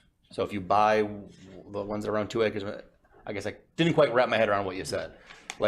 So I can give you an example right out here on Center Street. It's called Tunstall Square. It's a corner of Center and Tunstall. There are 8 homes that were built, and they were done by a series of plats that were exempt under state law. They have no curb and gutter. They're the ones that have the big ditch and that people put little walkways out to their mailboxes. That was done that way. They were not required to do any road improvements, right-of-way dedication, none of that, because they got very creative with their platting and did a series of plats. And so it's not that lot you buy, it's the lot you are resulting. So if you have 3 lots under state law, you can move your lot lines around to have 3 different lots. So if you've got 3 lots that say are 6 acres total, but right now there's 2.5, 1.5, and 1. That even adds up, whatever. You can move it around so they're each 2 acres. And once they're each 2 acres, you can divide them up into 3 additional lots. So potentially 9. In the Tunstall Square example, I believe there's 8 houses they were able to fit. But you might need a rezoning depending on how the current zoning is. You still have to meet the lot size standards of the zoning district. So in this case, yes, a rezoning is necessary. I also had a question about the driveways. Maybe this is for Russell. It seems undesirable to keep the existing driveways when there theoretically could be a potential to have, this was a little bit bigger of a development, one entrance directly across from whatever that road is, and then have the houses off that road. And I'm asking this because on our CIP we have improvements at Davis Drive in Salem Church, and I know at the Cary meeting when the council members asked us about a roundabout on the other side, and I figure those will probably both get done eventually, and it might change the busyness of this road when people have a little bit easier time getting through it. So the driveways seem undesirable, and is that your assessment as well? Yeah, they are undesirable. The difference in this case is there are 4 existing driveways. And the condition they've agreed to for this site is what they'll have to do is take those 4 driveways and shift those so they'll be shared driveways. So it'll be 8 units, but it'll still be 4 driveways. It would be more desirable to do, say, an alley-loaded product. So you would have an alley that comes in across from Old Salem Way and curves around behind the units. That would certainly be our preference, but under this situation, it's allowable for them to shift the existing driveways. Mm-hmm. Okay. Any other questions? All right, hearing none. Does the applicant wish to speak? Good evening, Mayor Gilbert and members of the council. Peter Knosson with Jones Knosson Engineering, 221 North Salem Street. We're the consultant engineer for Sundance of North Carolina LLC, the prospective buyer, builder, and developer for these lots. I'd like to speak on the 2 issues, that being exempt subdivision is what we're really going after, as well as why we're not in agreement with the transportation condition. Regarding the exempt, really these lots set up well for it. The vision of these lots is to divide them into 8 single-family lots with houses that will front Salem Street. These lots are existing single-family homes and a trailer. We just want to remove those and put a single-family homes with large rear yards for possible gardens and those kind of things to give the opportunity for something different in Apex. Really, the vision is to provide low cost because there's going to be minimal grading with with an exempt subdivision. You got minimal road improvements because they would be exempt, and exempt from stormwater too. And it's not that we're against those things, but at 8 units an acre, at 8 units, we're at like 2.8 units per acre density, which is more on the low density. And that's with purpose because Carl with Sundance, they're looking to make these a more affordable home for purchase for people who can come into Apex that might not be otherwise to be able to afford what is, very expensive homes now in the town. We know we're not going to meet the affordability index that the town wants to be considered affordable, but the desire is to keep costs low to keep the price of these homes again, more affordable. Speaking of, the transportation, why we're really against that is the cost. $160,000, but is what the town came up with. My number was actually a little bit less, and that's probably the difference between public and private unit prices for construction. But the issue that I've seen is that Salem Church Road is in higher elevation than the ground surface outside of the road itself. I went out there and took some survey shots, and the ground surface of where a sidewalk would sit per the town's standard detail is about anywhere from 6 inches to about 1.5 feet lower, which means to bring it up to grade, you're going to have to import fill to build that portion of the sidewalk to put it on grade. I guess there's an option to where if it was agreeable, the sidewalk could be put on grade, but the problem there is when the road gets built, you might be tearing out the sidewalk to put it on grade in the future, which doesn't make a lot of sense. So we're just really against any type of transportation improvements because I think there's more cost involved than just what the town, unless they've included importing fill into the site. The other thing that it happens is, the site basically in the topo, it falls from the rear of the lots to the front, which means if we build up that shoulder grade, and I know we're getting technical here, but if you build up that shoulder grade for the sidewalk, the water, again, how does it get into the ditch? So all of a sudden now you're putting in piping underneath sidewalk and it just creates issues. So those costs, I don't know if those are in the town's budget or not, but again, I think there's more there than was really thought about. Again, we're not against sidewalk. We're not against transportation improvements. But for this particular project, what the vision is that Carl has for the site, we just don't think it's warranted at this time. There's no sidewalk across the street. There's no sidewalk along the King residence to the east of us. So it's kind of why build it now? So again, we're not against it. We just don't feel like now's not the time to do it. We don't have any problems with providing construction easements for future construction along our frontage, no problem there at all. So again,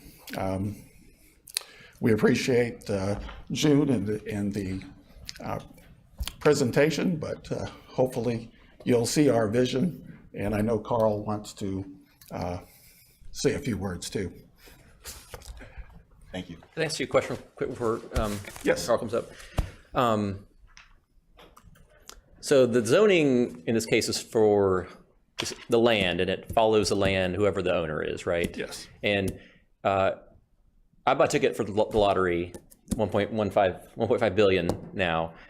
I know if I won that, I wouldn't work a day of my life after this, guarantee it. So if Mr. Helton wins the lottery tonight. Good to know about your commitment.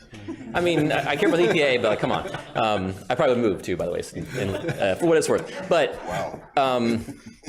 if he won it tonight and didn't want to do this anymore, but we rezone it, theoretically, this could be sold to somebody else, and they could build $1 million houses and do the exempt site plan just fine, and and the fraction of the house price for the sidewalk would be even less, but it would just be more profit theoretically for that out-of-state developer. So like, I mean, how should we think about the people involved versus the land and the needs of the land as far as the exempt site plan and losing some of the stuff in that, in your point of view? I'm not sure what your question is, other than, I've known Carl for a long time, and he's a longstanding member of the community, of Apex community. He lives in the community, he's built in the community, he's developed a large number of neighborhoods in this community. He and his son, they're some of the best people that I know, and they build great product. And I trust Carl 100% in what his vision is for these lots and what he wants to do, what he wants to bring to Apex. It's a little bit outside the box of the norm, given, but there's no guarantee it'll be him, right? If Carl tells you it's going to be him, it's going to be him. From Carl. Okay. Because they are going to be the developer builder on these lots. Okay. I mean, he's here himself, he'll tell you. Come on up, Mr. Carl. Is he ready? I guess so. I'm hoping I get you down time to get a lottery ticket. Yeah, to 11. Yeah, most of you know what I built here in Apex, the Perry Farms, Kelly Glen, Sugarland Run, and everything we've done. Some of you has been out to that site. You took my invitation to come out and look at it. When you leave the church on Salem Church Road, there's only 2 sections of sidewalk and curb and guttering from the church all the way to where it runs back into Salem Street. That is we talked about rural look and the winding road, and that's kind of what we wanted to keep in front of those houses. You talk about $30,000. $30,000 can knock people out of qualifying for a loan. Now, we were talking about on this other project houses, $1.2 million, $1.3 million, $1.4 million. We're hoping to keep something here. I mean, every day we get notices from the lumber company, the concrete company, everything's going up. They put gas taxes or gas allowance or gas surcharge on getting deliveries now from these companies. So that's all I'm asking for. Everything we add to this,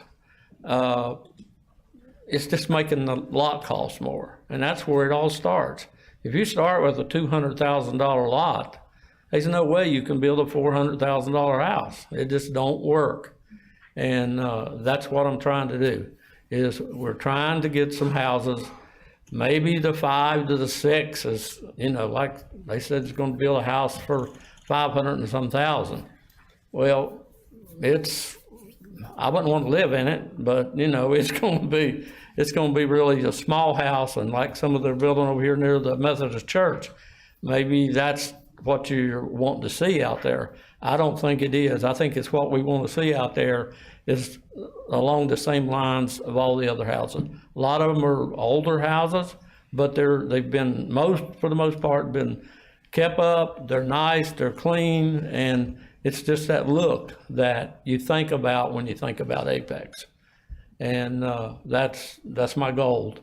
To say I'm going to build every house out there, I'm not going to do that. I don't know what's happened. I just turned 79 years old. I may not make it long enough to build 8 houses. I hope to, but you know, I can't promise you that.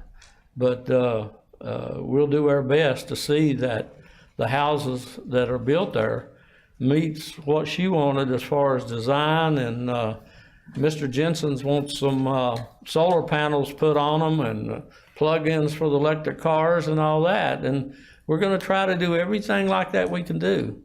And all I can stand on is my word and my reputation, and I think I've proved that. And I thank y'all very much for your time. I'm Carl Helton, 505 East Chatham Street. If you don't already have it. Any questions? I do have one question. There was a allusion earlier to being okay with putting construction easements down, just so that we can preserve that down the road. That okay? I didn't understand that. Construction easements to preserve. Yes. Yeah. If that's the case, you're fine with that. Yeah. Okay. Can we put a limit on that? What's it take for a sewer easement? 10 feet? 20. Huh? Just part of what we've got to do to develop these lots is we've got to extend sewer along the road frontage. It'll be outside the right of way in a 20-foot minimum town easement, and we can just piggyback on that with a temporary or with a construction easement for future sidewalk connection. Are we talking sidewalk or? No sidewalk. No, the easements, the easements. Yeah, we'll give you a 10-foot easement, and I don't know what they're going to do with the fee in lieu of. They got to build the sidewalk on the other side of the road, but if it's a demand, can we use that money to build a sidewalk on that side? It's just a question. Are you offering easement for curb and gutter and the road expansion and the sidewalk, or just the sidewalk? Just the sidewalk. I think it's going to run the road to back it up and curb and all that down through there. It just don't match anything else that's there. The road itself will be built within the right of way, so curb and gutter will be built in the right of way. The right of way is already there for the road and the curb and gutter. When it's built, yes. I thought there was an expansion of a couple feet, no? But usually the sidewalk is only a foot inside the right of way, so you might need some additional, an easement there to do any grading and filling in order to construct the sidewalk later. But you won't need that for the curb and gutter. Okay.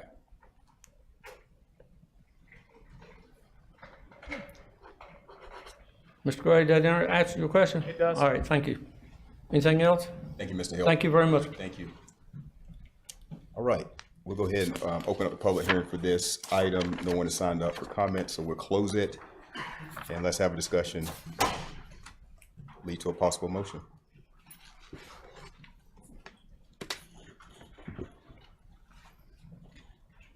Is there a motion? Motion to approve. With? Without the conditions. I feel like the idea of, when I'm walking around out there, I see that we've got sidewalk. If we put a sidewalk there, then I've got a disjointed sidewalk that's going to be kind of popping up along there. I like the idea of being able to meet that with our needs as we start to look at what else we're doing along that roadside.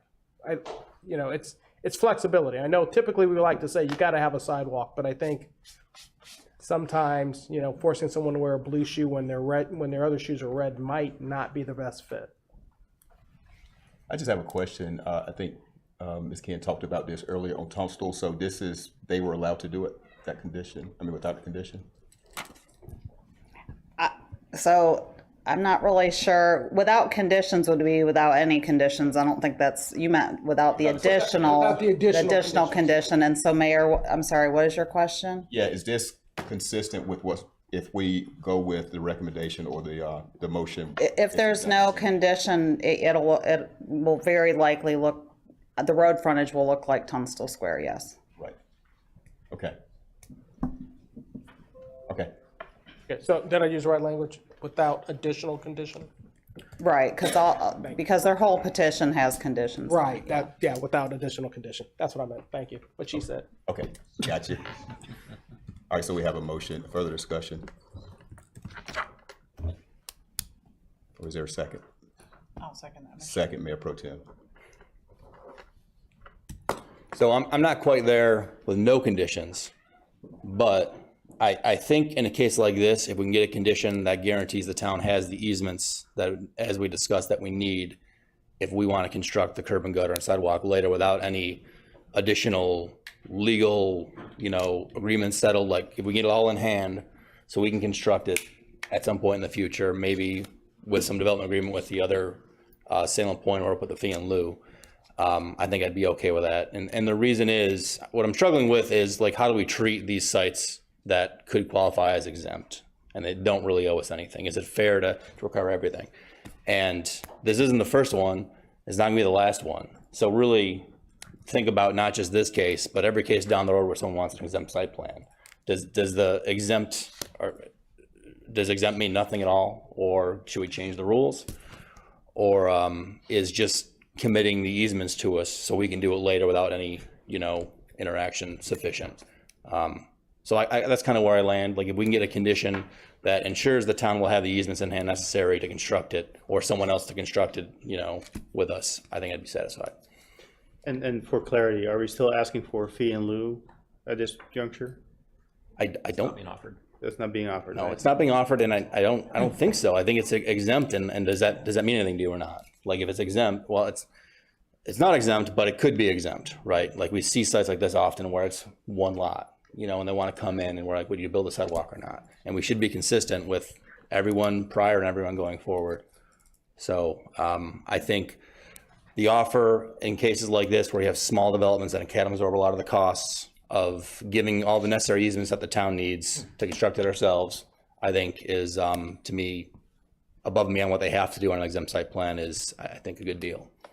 So can we amend the motion to include? I mean, I guess my question is, like, what would that condition look like? Like, what would staff need? Can we come up with that today, or do we come back with that condition later? I believe Peter's drafting a condition for the construction easement. And my goal here is to get everything the town has in hand, so if we or someone else needs to build a project, that there's no more negotiations needed. We got everything we need. We got the property, we got the easements, we can just go do it. Yeah, it's a little bit, without knowing all the topo out there, giving a flat number is kind of difficult. I mean, it's, from what I remember, the grade differential between the street and the adjoining lots is not that great. I would assume, and that's a big assume, that 15 feet of construction easement along that frontage would probably cover it.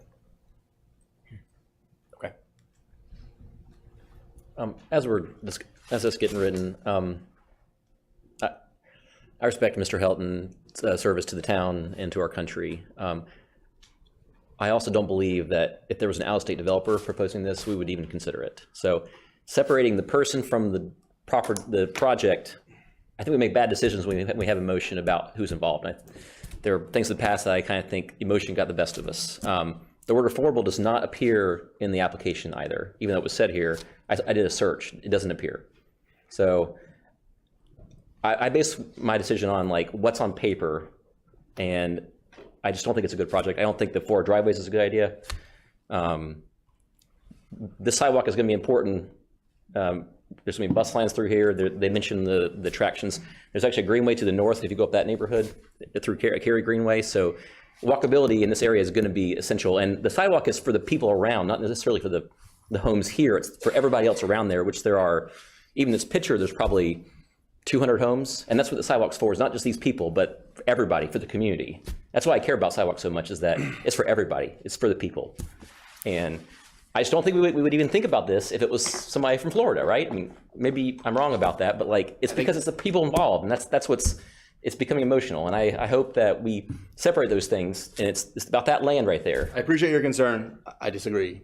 Like my thoughts on this relate to the size of the project and its potential exemptness and what is fair for an exempt plan. Because this is not the first one, won't be the last one. And I think you'll see if we do have another one coming in that is from someone out of state and they have some tiny little parcel, I'll say the same thing. Give me the easement for the sidewalk, whatever we need to build it, and I'll be okay with that. I'm trying to craft what I think is a fair policy for these smaller projects. And I think them offering the town the necessary easements and property we need to construct it when necessary and do whatever the plan calls for is, I think, a reasonable thing to ask for on the smaller side projects. I care about it too, and I do think there needs to be a sidewalk here. I disagree with some other things said. The proximity to the school alone, makes it a really good position. There's other sections that need to get built adjacent to it. I'm hoping that there can be some development agreement or whatever, and have it all just built at once. Someone come and do the whole thing when it's a priority for us. And I think getting the easements would be a good step forward for that. And my thought process, irrespective of Mr. Helton, because quite frankly, it could have been Santa Claus coming in and telling me this. The problem that I see with this, and it's something that I think we're going to have to deal with on a consistent basis, is it makes no sense to put a sidewalk where you got to walk through a quarter mile of dirt to get to the next one. We're going to have to pay for these sidewalks. I get that.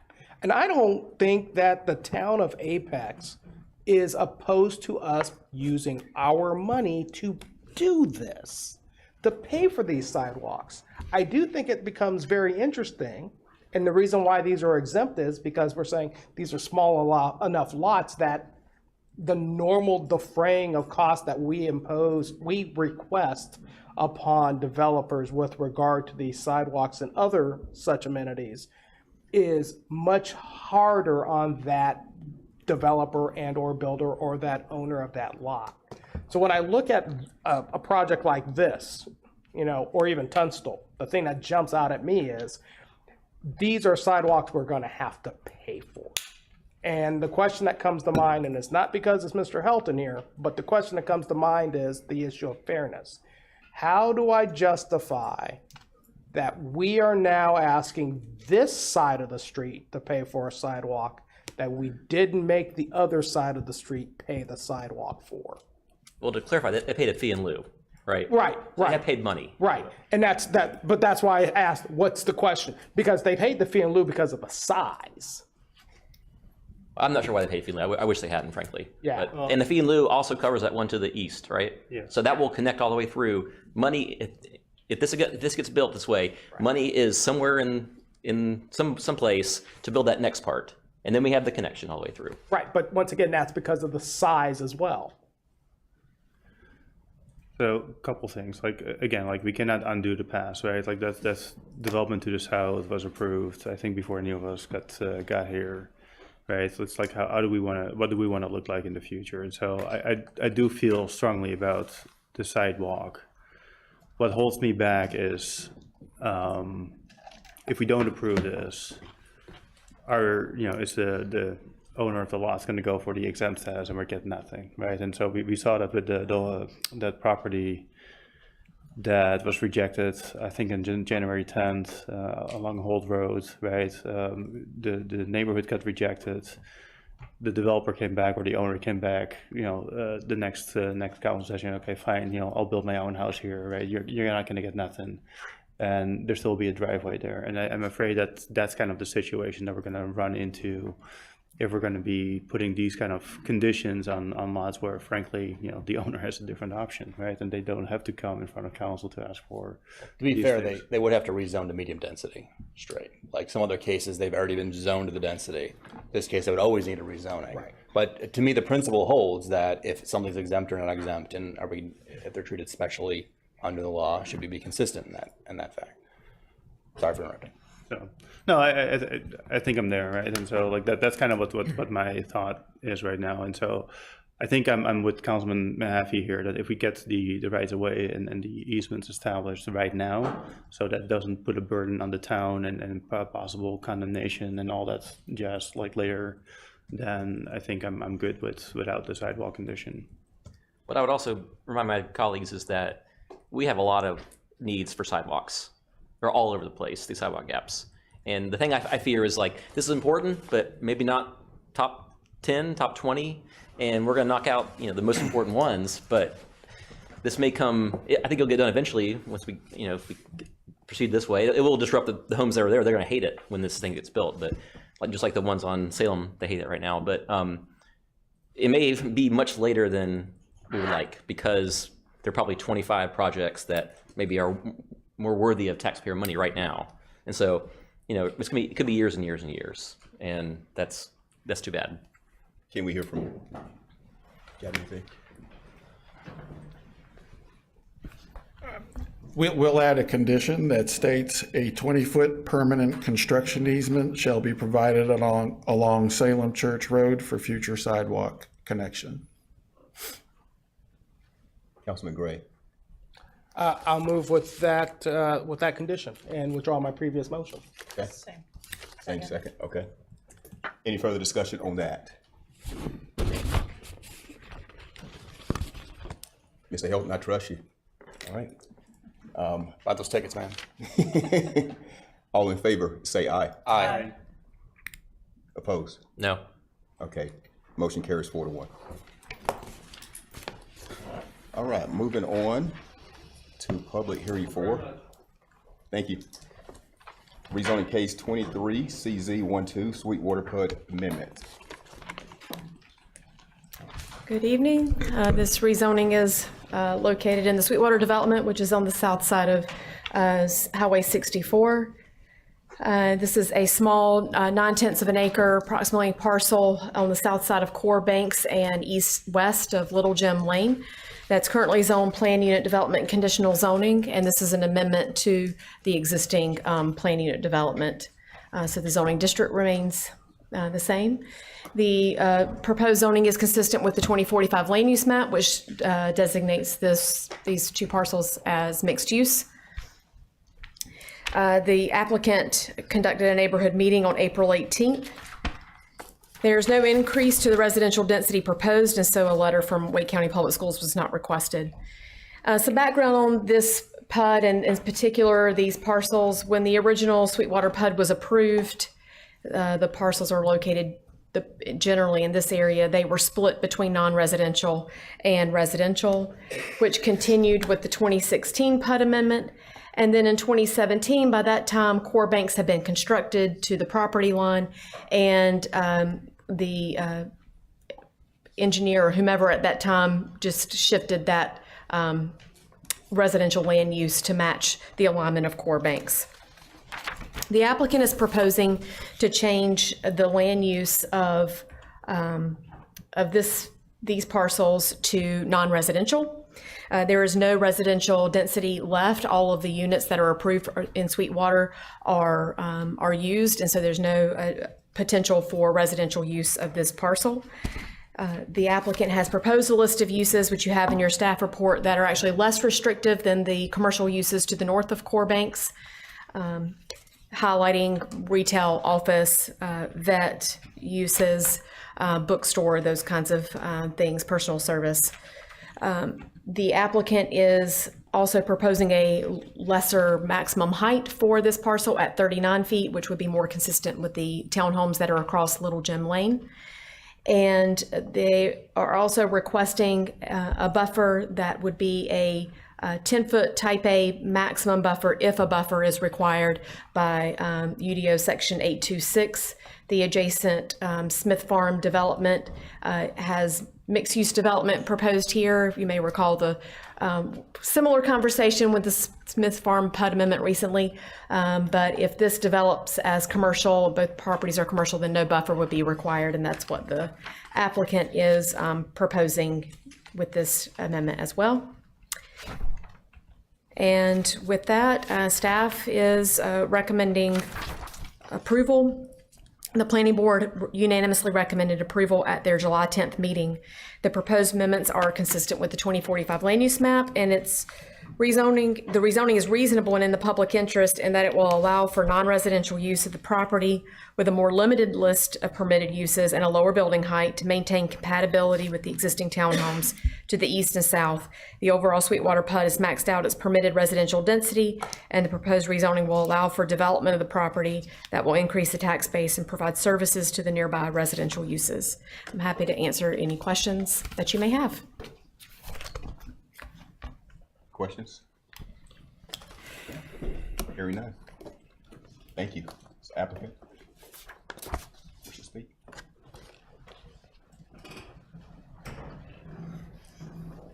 How's everybody doing tonight?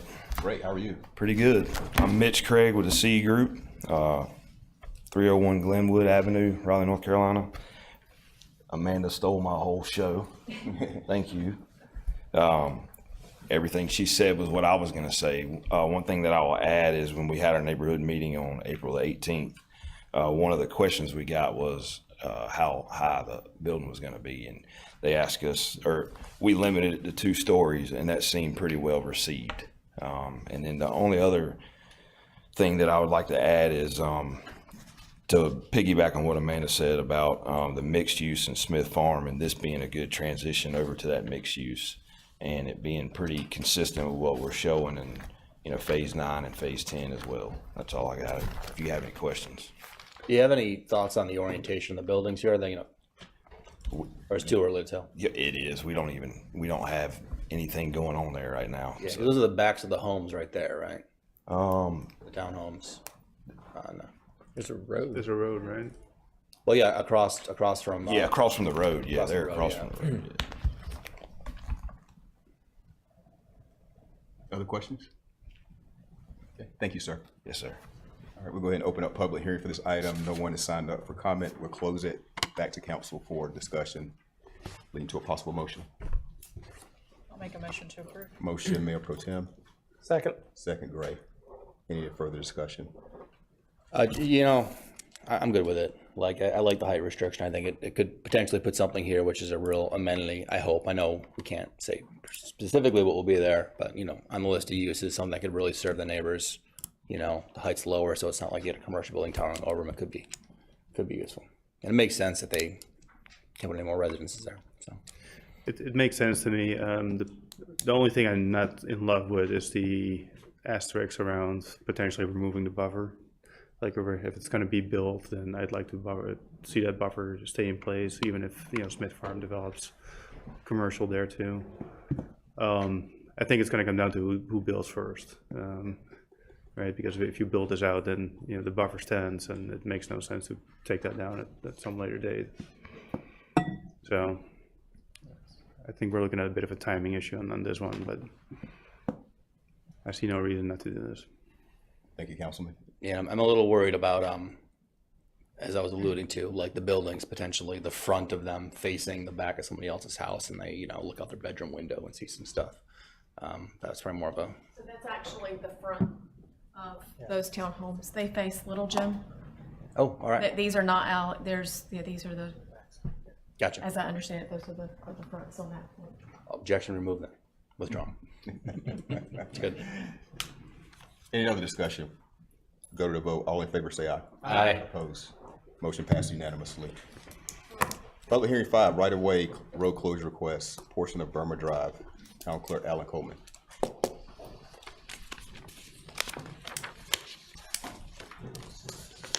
Good evening, everyone.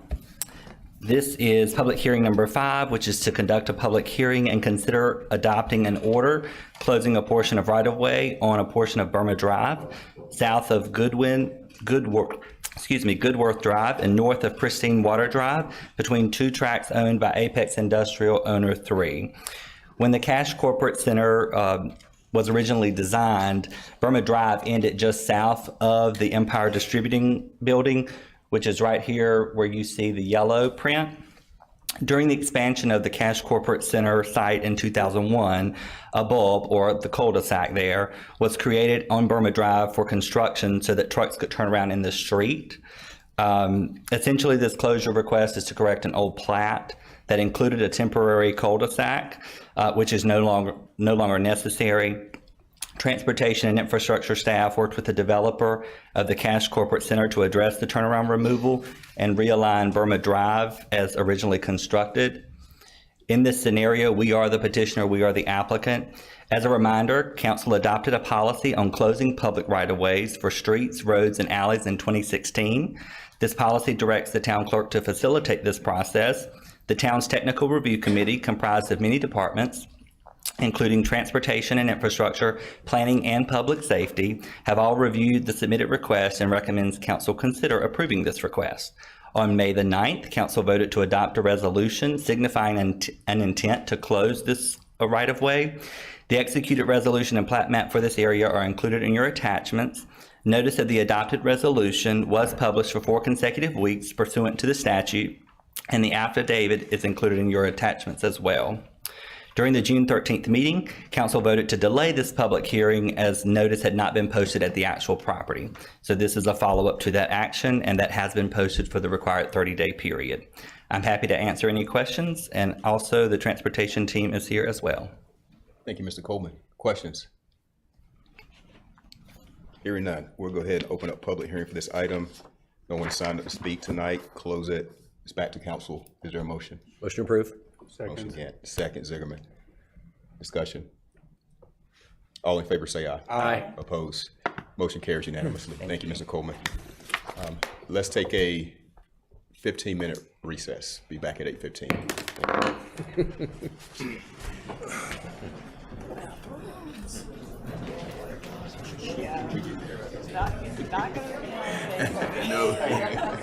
What's that for?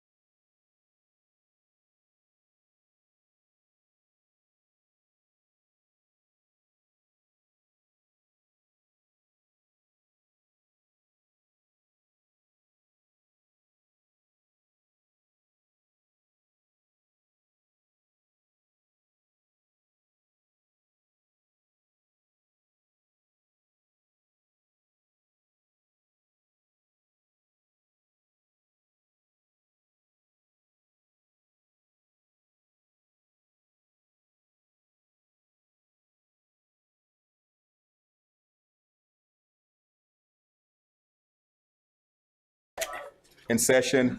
We'll move now to public hearing number 6, Transportation Plan Amendments, Jinks Road and Goodwin Road, US 64, Ms. Shannon Cox. Thank you. Good evening.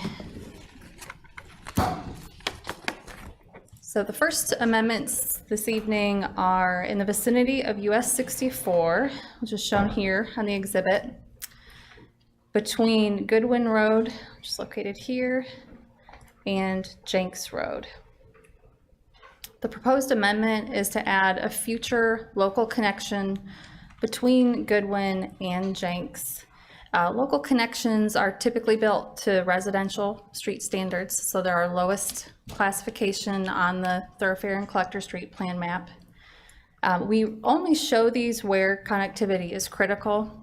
So in this location, there are 2 projects, Arden at Summit Pines and the Apex Light Industrial Project, that will build portions of this future local connection. So the intent is to show that if these intervening properties are to redevelop, we will want to work to make sure that this important connection is made. In addition, the US 64 corridor study led by NCDOT with the town's participation shows a concept for a similar roadway. This is Jenks Road here. A similar roadway that would provide access for these properties fronting 64 back to Jenks Road when access is further restricted along 64. So this again is consistent with that corridor plan. Planning staff do recommend the proposed amendment. It was also supported by Transportation, Infrastructure, and Development staff, as well as police, fire, and Parks and Rec staff. The planning board voted unanimously to recommend approval of the amendment at their July 10th, 2023 meeting. And I am happy to try to answer any questions you may have. Did we talk about this when we did the rezoning of the Apex Light Industrial? I remember talking about this connection road and. There's a commitment with Apex Light Industrial to build this road. It was not shown on our plan, so we want to go ahead and add it to the plan. Gotcha. All right. Can you go back to the previous or the next slide for me? Sorry. Next, One the more. 64 That one, corridor. yeah. Is this the DOT view or is this our vision?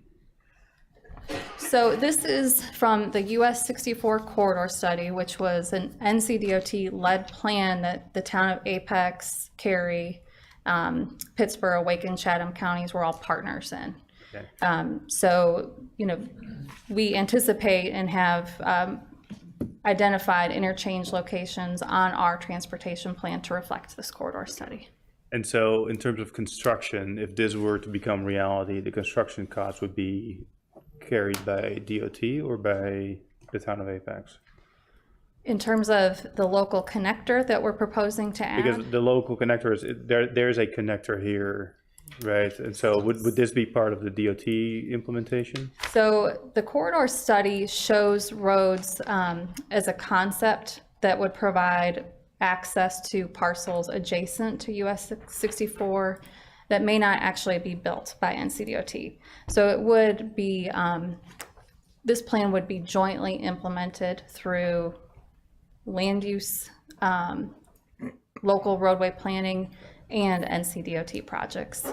If they move forward with an interchange project in this location, there would be a long study looking at access needs if it was not provided through private development.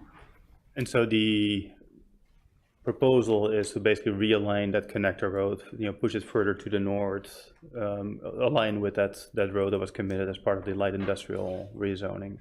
So this proposal does not change the commitment in the Apex Light Industrial rezoning, and the exact location on any property can shift somewhat from what's shown on our transportation plan. There's some flexibility when you get to design. As long as we're getting the connecting points basically from property end to property end. This road here is not currently shown on our plan. It's shown on the US 64 corridor. And that's what I'm trying to understand. So basically the connector that we're proposing would replace that little loop, or no? Is it in addition to? We would not need this loop, this kind of frontage road in addition to the connector.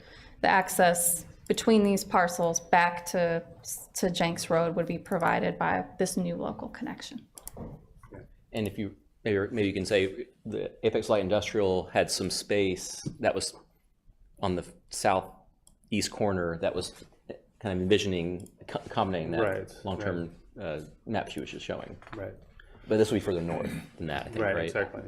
And so I'm just trying to figure out, we're going to do both, or are we going to do one or the other? It sounds like we're going to do one or the other.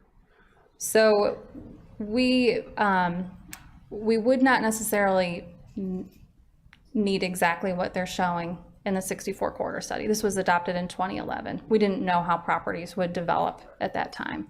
So we're taking the concepts from that corridor study, applying them with development that comes forward and making adjustments. And you know, the interchange, we have an example from the US 64 corridor study that we're using to request right-of-way and make sure that we don't develop in those areas. But that will also go through a further design process. And you know, the land in the middle will only develop if the current owners decide to sell, right? It's like we're not going to build the roads ahead of that land being redeveloped. So pretty much every collector street and local connection on our plan is typically built with private development. Could there be, you know, some rare case where DOT is moving forward with an interchange and they need to find a way to provide access and they look at some connecting streets? Yes, but that would be rare. Okay, thank you. Other questions for Ms. Cox? Okay. Thank you. Thank you. All right, we'll go ahead and open up public hearing for this item. No one signed up to speak, so we'll close it. It's back to council for discussion, lead to a possible motion. Motion to approve. All right, motion to approve, Mayor. Second. Pro Tem. Second. Mahaffey. Discussion? All right, all in favor say aye. Aye. Oppose? Motion carries unanimously. All right, we'll move now to public hearing number 7. Ms. Cox. That was the warm-up for the bigger one. The second set of proposed amendments to the transportation plan are along and adjacent to East William Street between future Jesse Drive and Technology Drive. The first amendment is to the bicycle and pedestrian system plan map. And to orient you, this is Technology Drive, existing Technology Drive. This is East William Street. We've proposed to add a future grade-separated bicycle and pedestrian crossing to our plan north of Technology Drive. You're aware that NCDOT has a funded or programmed project to modify the intersection at Technology Drive. With that change, pedestrians crossing at that signal will need to cross 9 lanes of traffic with vehicles moving in different directions. We're proposing to add this grade separated crossing to our plans so that we can begin to look for funds and program a completely separated crossing opportunity. Is there opportunity when to try to do this when they build it, so that when the road's all torn up, there can be an opportunity to do the grade separated? Not as part of the NCDOT project, no. Okay. Given the schedule and the funding. Okay.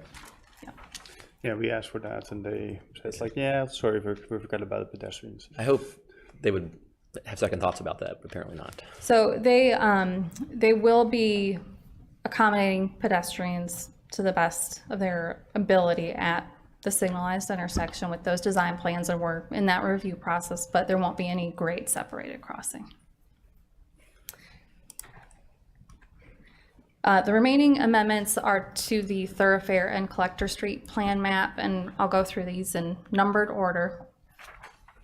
So the first amendment is to remove the future interchange at Technology and East Williams that's currently shown on our plan.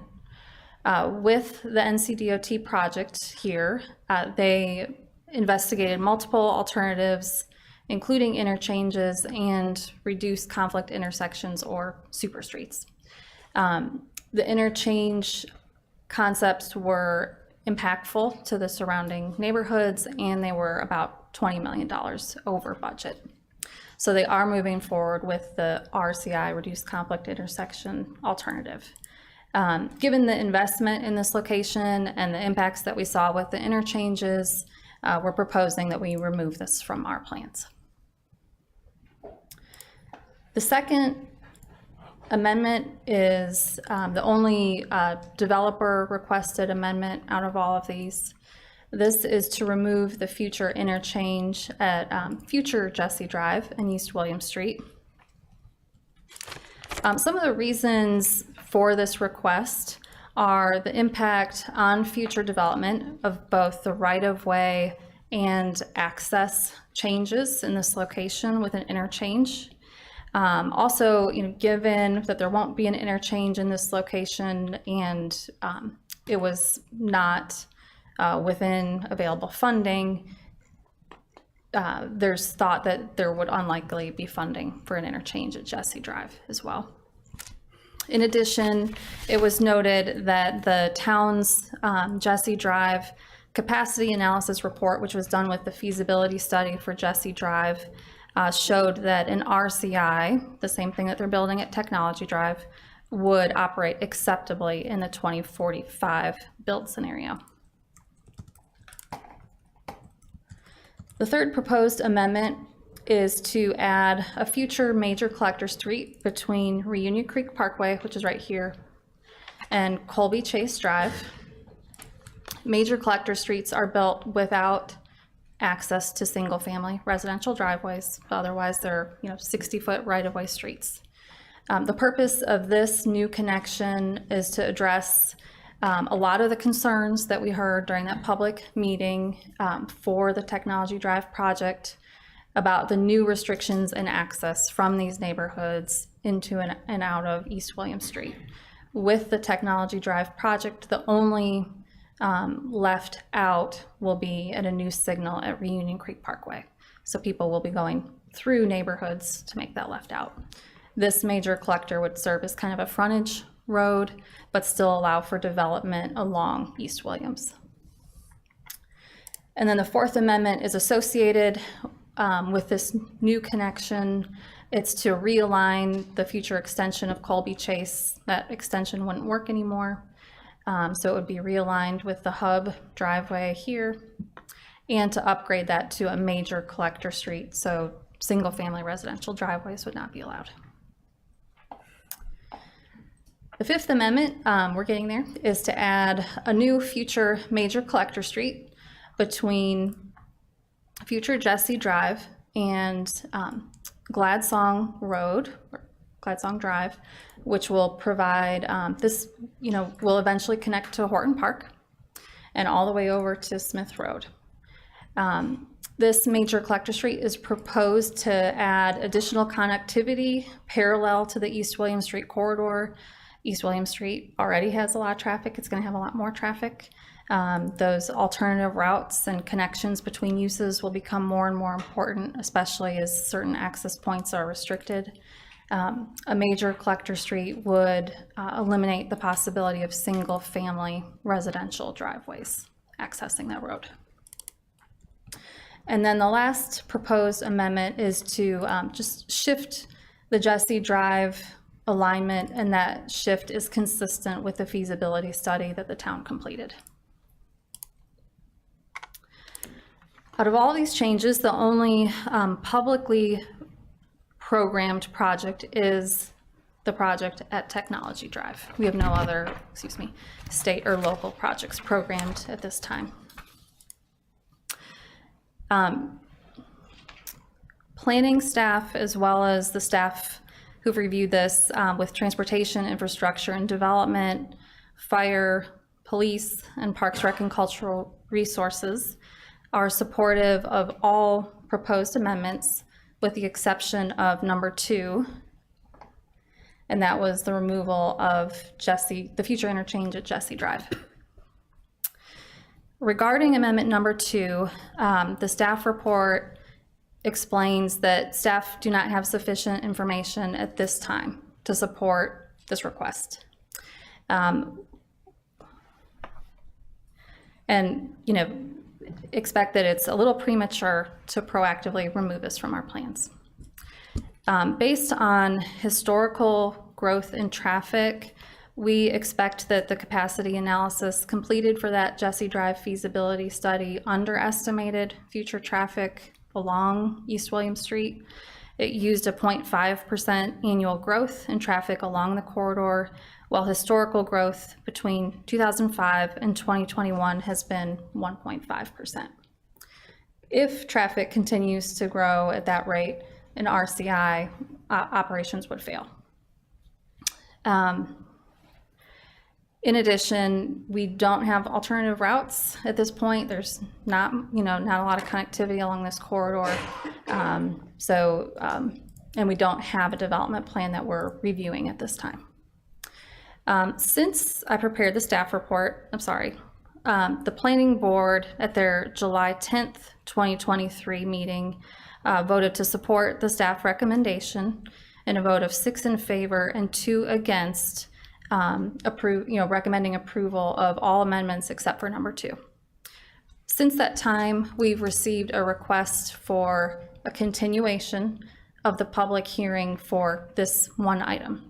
And that would allow the requester to gather additional traffic analysis and work with staff to examine future traffic along this corridor. Staff are very supportive of that request for continuation, and we're happy to continue to work with them if that's the council's wish. And I'm happy to answer any other more questions that you have. We can still approve without condition 2 and just continuation on that number 2 condition, right? Yes, and I've updated the staff recommendation to show that on this slide. So it would be continue the public hearing for the proposed removal of the future interchange at East Williams and Jesse Drive to September 12th, and then approve all the other amendments is our recommendation. Regarding number 3 and number 4, those new connectors are necessitated by DOT's plans of changing that Technology Drive intersection, right? Like, because they're basically limiting the left out on, forget the name, Bobbitt Drive, or no, it's not Bobbitt, it's like whatever comes into Center Street there. Yeah. And so this is a condition created by DOT.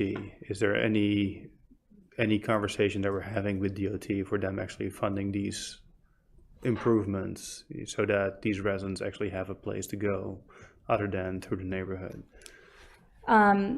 Those improvements will not be funded as part of the Technology Drive project. They have a budget for that project, and they are using all of it for the Technology Drive modifications.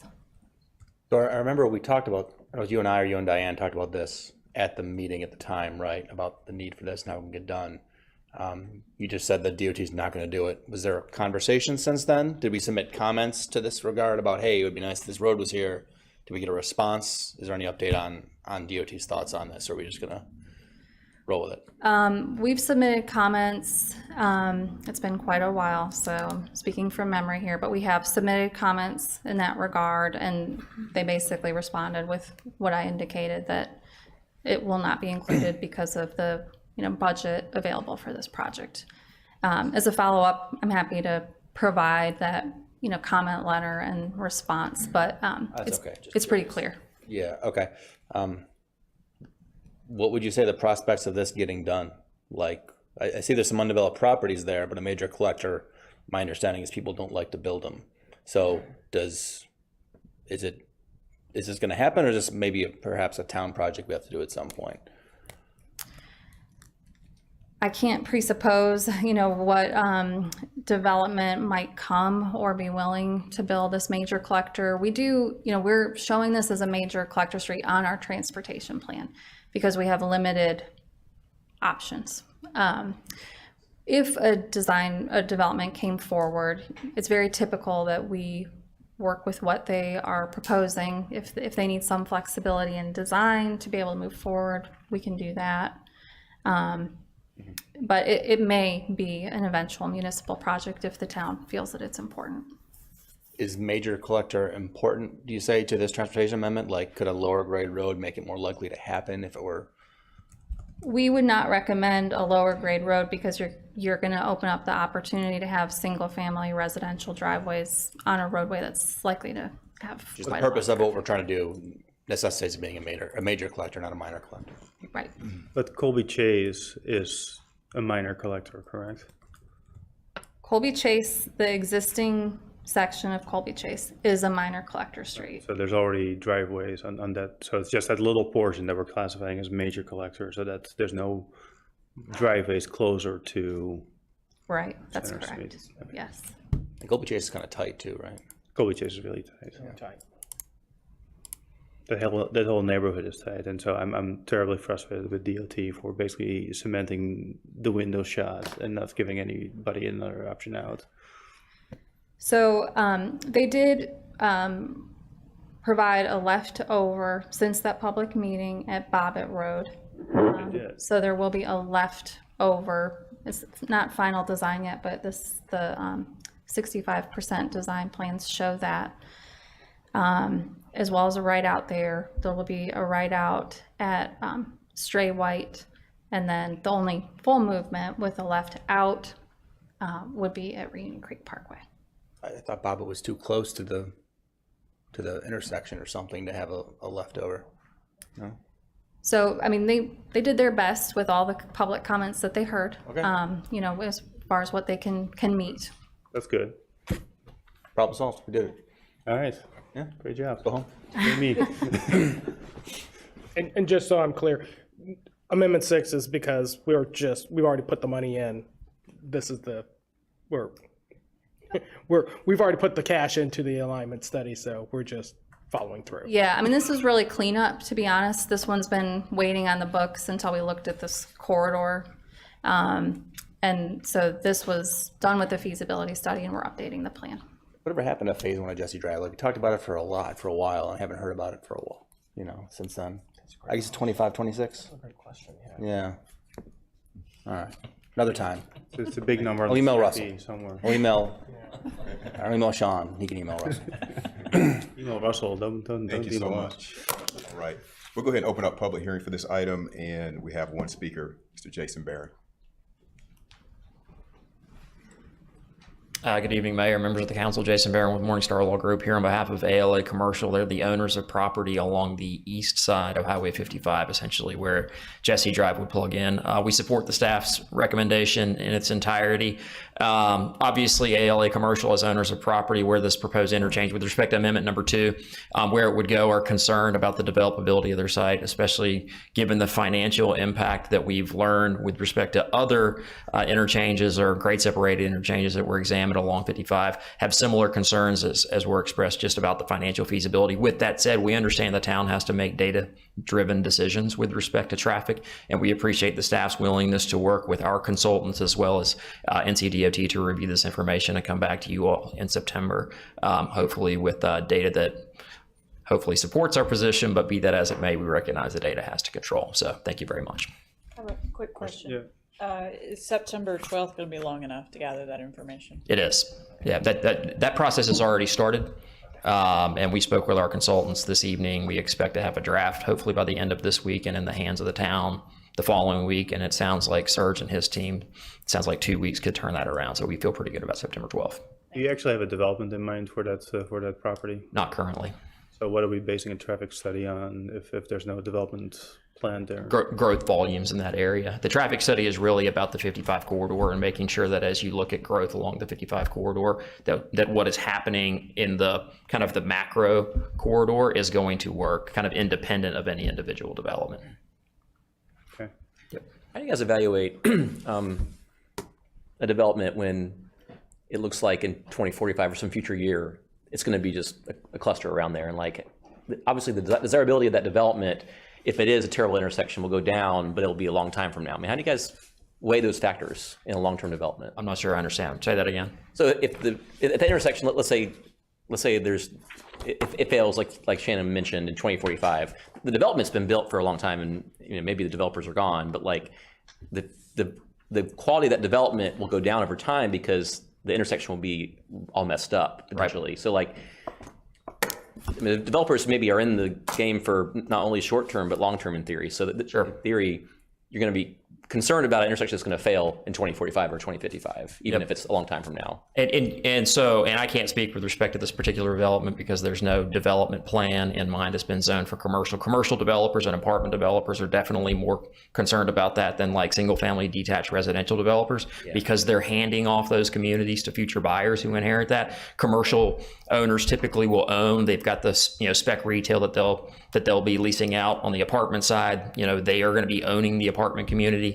Again, this is property that's designated for commercial. I anticipate it will be developed for some version of commercial, probably not single family detached. So, I mean, just from a big picture standpoint, I can answer that the type of development that you're going to see here is going to be concerned about the functionality of transportation in this issue and is interested in making sure that what gets put on the page and what gets developed ultimately works in the near term as well as the long term. Okay, thanks. Yep.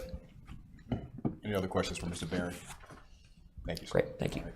Public hearing closed for comments. I'm sorry, Mayor. Yes. Since we're going to continue that one amendment, possibly, if it's the council's desire to continue it, maybe don't close the public hearing for that one matter, but go ahead and continue it if that's the council's wish. Okay. Leaving it open. All right, so we'll leave public hearing open. Is there a motion? Yes, I'll make a motion to approve all the amendments except for Amendment 2, which will continue until September 12th, 2023. And leaving that public hearing open. Yeah. Can we make the motion just to approve, continue the one amendment, leaving open the public hearing, then close the public hearing, and then the motion to approve everything else? Okay, that makes sense. So moved. I'll so second that. Is there a second? Is there a second? Second. All right, second, great. All right, any further discussion? All in favor say aye. Aye. Opposed? All right, pass unanimously. So do we now need to close the public hearing? Gavel the public hearing. Right? Is that right? And now we have a motion to approve the 5 other amendments. Yes. Right. So I move we approve the 5 other. Second? I'll second. Discussion. All in favor say aye. Aye. Opposed? All right, we're good. Pass We did it. unanimously. All right, new business number 1. For the minutes, okay. Thank you. Thank you, sir. All right, new business 1. Having fun. He's loving all these extra votes. Yeah. Paid by vote, right? It was in the last budget, I think.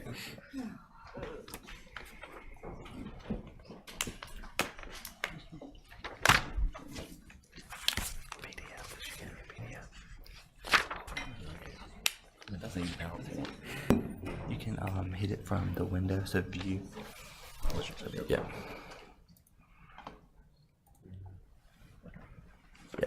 There you go.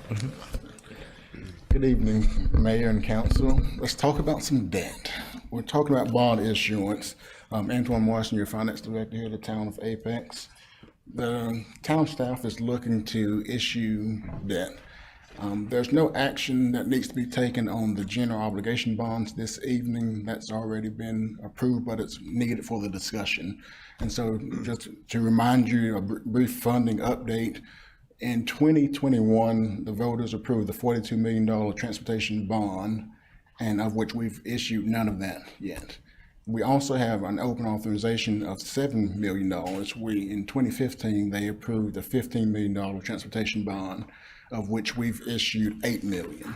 And we're looking to finalize that issuance. And so for anything for general obligation bonds, you have 7 years to spend with the option of 3-year extension.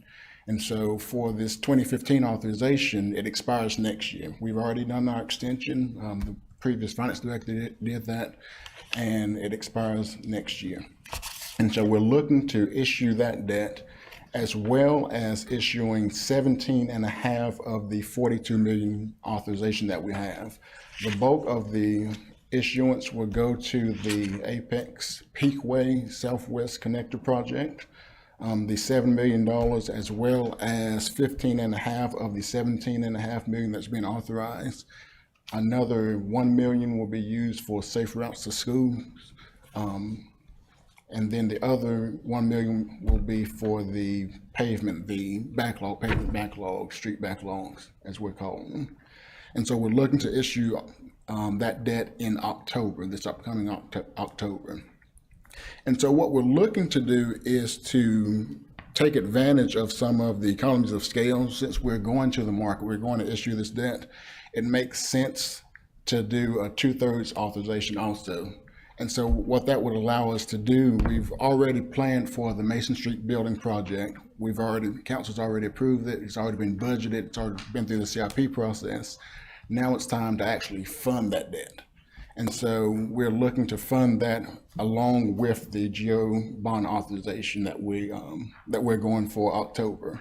And so we're planning to issue $3.4 million for the Mason Street building project of 2/3 bond. And what a 2/3 bond is the statute allows you to issue 2/3 of what you've extinguished in bonded debt in that previous year. So we paid down $5.2 million or so last year. The statute would allow us to issue 2/3 of that in the subsequent year. And so we're taking advantage of that statute provision to help us fund this project. And so with the 2/3 bonds, there's no requirement to get voter approval per statute. And then it just gives us that flexibility to fund. And so there are a couple things that have to be done and have to be submitted to the LGC, the Local Government Commission, resolutions, finding of determinations, and ratifying the filing of the application. Whenever we want to issue bonded debt, we have to file and go before the Local Government Commission. And so within the finding and determinations, we're assigning our financial advisor, we'll assign our bond counsel. We are going through the due diligence of looking at our debt model and saying we can afford this, and we've looked at this, we've talked with our financial advisors, they've advised us as such. We're providing them a copy of our bond reimbursement agreement resolution that has to be done if you are spending before you actually issue the debt. We are also stating that we're in compliance with the statute, with our audits. We're up to date on that. We also are going to be introducing the bond order and calling for the public hearing. We will be, this will be public improvement bonds that we're looking to issue. This 2/3 bond will be public improvement bonds. We will also be required to submit a sworn statement of debt, and it's only our bonded debt. They are looking at our bonded debt to make sure that we are in compliance with the statute. The statute allows municipalities to spend 8% of our assessed valuation. The town has an internal policy of 2.5%, so we're going to be well within that. And then the final thing is the statement of estimated interest is what we used to call it. They refer to it now as a statement of disclosure, but it's just saying what our financial advisors are recommending as a conservative estimate of what they think the interest will be on the issued debt. We've used 5.57%, which we think is very conservative.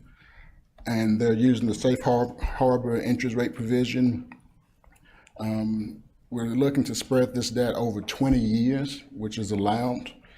And then we also are in this document are stating that we have sufficient revenues to cover this issue, this $3.5 million issuance. Should we not have been able to cover, then we would have to say what our intentions were and what would be the estimated increase in the tax revenue to cover such debt.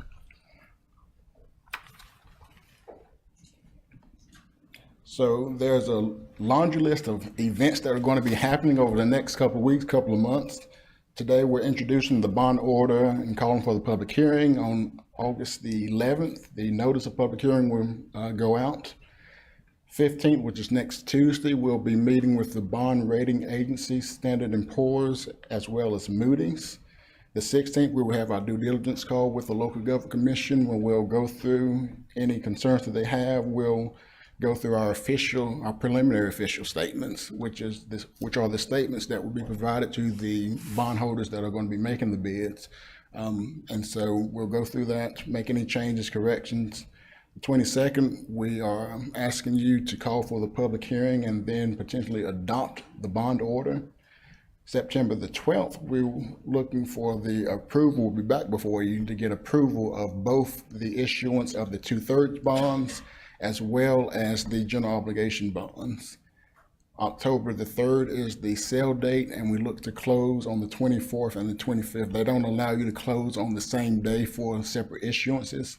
So the 2/3 will be closed on the 25th, and then the other will be closed on the 2/3 will be closed on the 24th, and the general obligation will be closed on the 25th. And so with that, we have 3 requested motions, and it's all related to the documentation that I've just went over. We're making a motion to accept the resolution for the certain findings of facts and determinations. We'll make a motion to approve the introduction of the bond order, and then the final motion will be to approve the call for the public hearing on August the 22nd. Any questions? I'm curious to about the 2/3 bonds that come up before. Is it typical for a municipality to take full advantage of the 2/3 bond capacity every year? Is that just good policy? You know, it's good debt to issue. When needed, not every year, but when needed, it's a available avenue for us. We don't have to go back to vote, and we're probably going to get a better interest rate because we're going to have a better bid environment to go to. Okay. So we've been shown charts before that showed our debt service as a percentage over time, predicting future bond issuances, including these, I'm assuming. Did that plan on us issuing a certain amount of 2/3 bonds? Because my recollection of that chart, the reason I bring it up is it was pretty tight for a couple of years. We're going over our stated limit of like 12% or something in 25, 26 or whatever, or we do the next round. So I guess my question is, does this bump us up further above that limit, or is that accounted for in the past? I'll speak to that one, Antoine. So this 2/3 in the most recent projections you received in the CIP, we did, because we discussed the 2/3 in last, I believe, September, October. We did the resolution to reimburse, so we knew this was coming. We were planning for it, so it did. So that was included. Yeah. So this isn't. So the most recent one you saw was included, and so what you saw in the CIP, that model for the ratios that you mentioned, Mr. Raff, they're still within our, within our targets and where we're trying to go. All right, man, rock on. As soon as we know that we're anticipating it, then we put it. Then we'll put it in there. So. Just for clarity, 12% is the internal policy on debt service as percent of our annual budget, correct? Yes. All right. Any other questions? Okay, thank you so much. All right, we'll go through the motions. Motion to approve resolution making certain findings and determinations and authorizing and ratifying the filing of an application with a local government commission in connection with the proposed issuance of GO bonds. So moved. All right. I'll second that. All right, all in favor say aye. Aye. I'm glad you read that out for us. Having fun? Opposed? All right, passed unanimously. Motion to approve the introduction of the bond order. So moved. Second. I have a motion second. Discussion. All in favor say aye. Aye. Opposed? Passed unanimously. And then motion to approve the call for the public hearing to be held on August 22nd, 2023. I'll make a motion to approve. All right, Zieglerman and Gray. All in favor say aye. Aye. Opposed? Passed unanimously. Thank you. I'm excited. We're going to issue the debt for the bridge. Yeah, this is great. Yes. Yeah, Moving forward. It's getting real. Yeah. Go. All right. All right.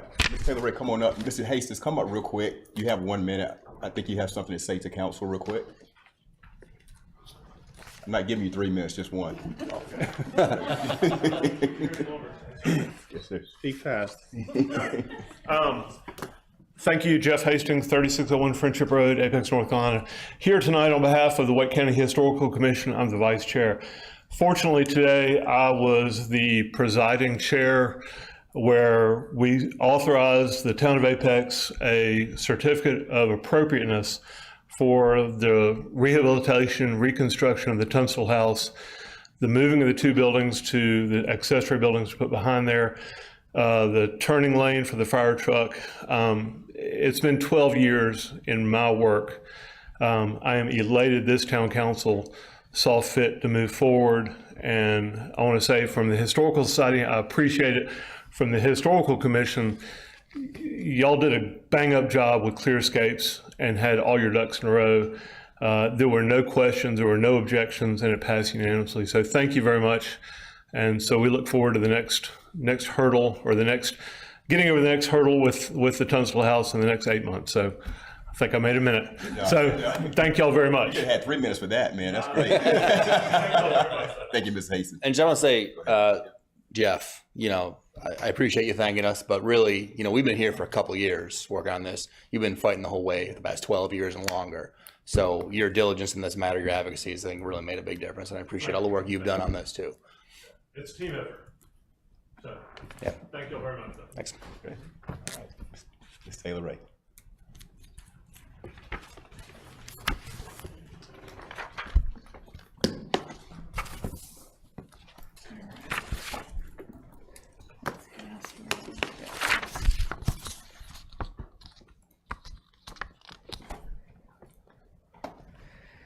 All right. Thank you, Town Council and Mayor Gilbert, for this time this evening. The fee structure proposed today is connected to the newly updated special events policy. Back in June of 2022, Town Manager asked myself to update the 2015 special events policy to accommodate 4 of several things, but I'll list these 4 here. An increased number of events coming into town, practice consistency amongst all events logistics, regularly review staff capacity, and develop a fee structure. Over the last year, the events team and I have researched new events practices in the area and come to an agreement regarding this policy. We met on multiple occasions with town staff, event organizers, and coordinators from surrounding towns to make sure we have a well-adapted policy. What are the big changes in this new policy? Well, some language adjustments, including a fully developed definitions section, tiered system to differentiate between large and small events, new application with varied due dates based on size and type of event, final event approval process made by the administrative department, and fiscal budget approval will remain with town council. This updated written policy was approved by town administration on July 13th, 2023. Going forward in this presentation, you may hear me differentiate between community and town events. A community event is created, facilitated, planned, and funded by a nonprofit or for-profit group outside of the Town of Apex organization. A town event, sometimes called a town-owned event, is an event that the Town of Apex organization created, facilitated, planned, and funded. Now on to what I'm asking council to review as a possible motion to approve, which is the special events fee structure. This fee structure is considered Addendum A onto the special events policy for community events. This fee structure will be reviewed annually. As you can see on this slide, there are several fees that will be evaluated for each community event that applies. In our research, we looked at Cary, Holly Springs, Fuquay-Varina, Morrisville, Raleigh, and more. These fees are in the middle, leaning towards competitive with our neighboring towns and what they offer their event organizers. Not only does this fee structure allow for an outline of resources used at special events, but it allows the event organizer to know the capacity at which town staff is used. These fees directly show the impact on capacity. The town is limited by physical resources, facilities, and staff time. An example of where these fees could be used is if an event organizer decides to do their own trash cleanup or bring their own generators. It would alleviate not only their personal town fee cost, but it would also alleviate the town capacity. After the January council work session, I met with most Tier 4 event organizers to review and come to an agreement about the following. Nonprofit and for-profit community events will be charged differently when it comes to the fee structure. Nonprofit groups that apply to have a community event will be required to pay 50% of their net profit, but not to exceed 50% of the town fee cost. Eligible donations will be considered to reduce the total fees. Eligible donations will be submitted 90 days post-event and evaluated for reduction by town administration. An extension to this documentation can be requested and will be considered. For-profit groups that apply to have a community event will be required to pay 100% of the town fee cost. All fees, regardless of the event, will be collected within 120 days post-event. Event organizers have been made aware there is a proposed fee structure and are in strong support of fees being reduced based on their eligible donations. On the following 2 slides, you will see examples of 4 different nonprofit events and how their fees would be broken down. So in example number 1, you'll see an organization who makes a profit from their event. Town fees match their profit, and their donations are significant in summation. Example 2, an organization who makes no profit from their event. Town fees are minimal but existent and no donations to the community. Further examples, example number 3 is an organization who donates 100% of their profits. And example 4 is an organization who donates 60% of their profits. If approved today, Addendum A fee structure will be released with the updated policy to the public on August 9th. The written part of the policy will then be in place and fees will begin to be charged for events after July 1st, 2024. Event organizer meetings will happen biannually in January and August. These will be open to any event organizer to get a refresher and ask questions in regards to the policy, the application process, and fees. Thank you for your time. Thank you for the presentation. Sure. Good job. Thank you. And I just want to ask one question. I think it's on here. This is like draft number 21, right? Yes. Draft number 21. Is going into this, so. Yes. Ms. Ray, are you aware of events in Apex, festivals in Apex that don't donate their entire profit? I mean, you give examples, but is it really going to be basically collecting no fees because everybody donates their profits in all the events we have in Apex, or is that not the case? There are events here in town that do not donate all of their profits. Most of those events, the funds go back to putting on the following event. Okay. So the next annual event. So so there are some, and those groups will be the ones that will pay the 50%, depending on where they Yes, fall. depending on the equation. Okay. Mhm. I just want to add one more thing. I think just for the record, for town events, I know Juneteenth, there also are volunteers that put in time for that as well, their own time. So yes, sir. I think that should be noted. I just want to make a few comments about this particular thing with the fee structure. Just want to point out the time and the commitment of volunteers that really contribute to these special events in our downtown, which is what our community, they have the expectation now, like they want to see these things continue. And it's a great thing, you know, bringing our community together. The one in particular, I'll start with like the Christmas parade that's put on by the Rotary Club. And I actually reached out to them and asked them, like, what is the rough estimate of like volunteer hours?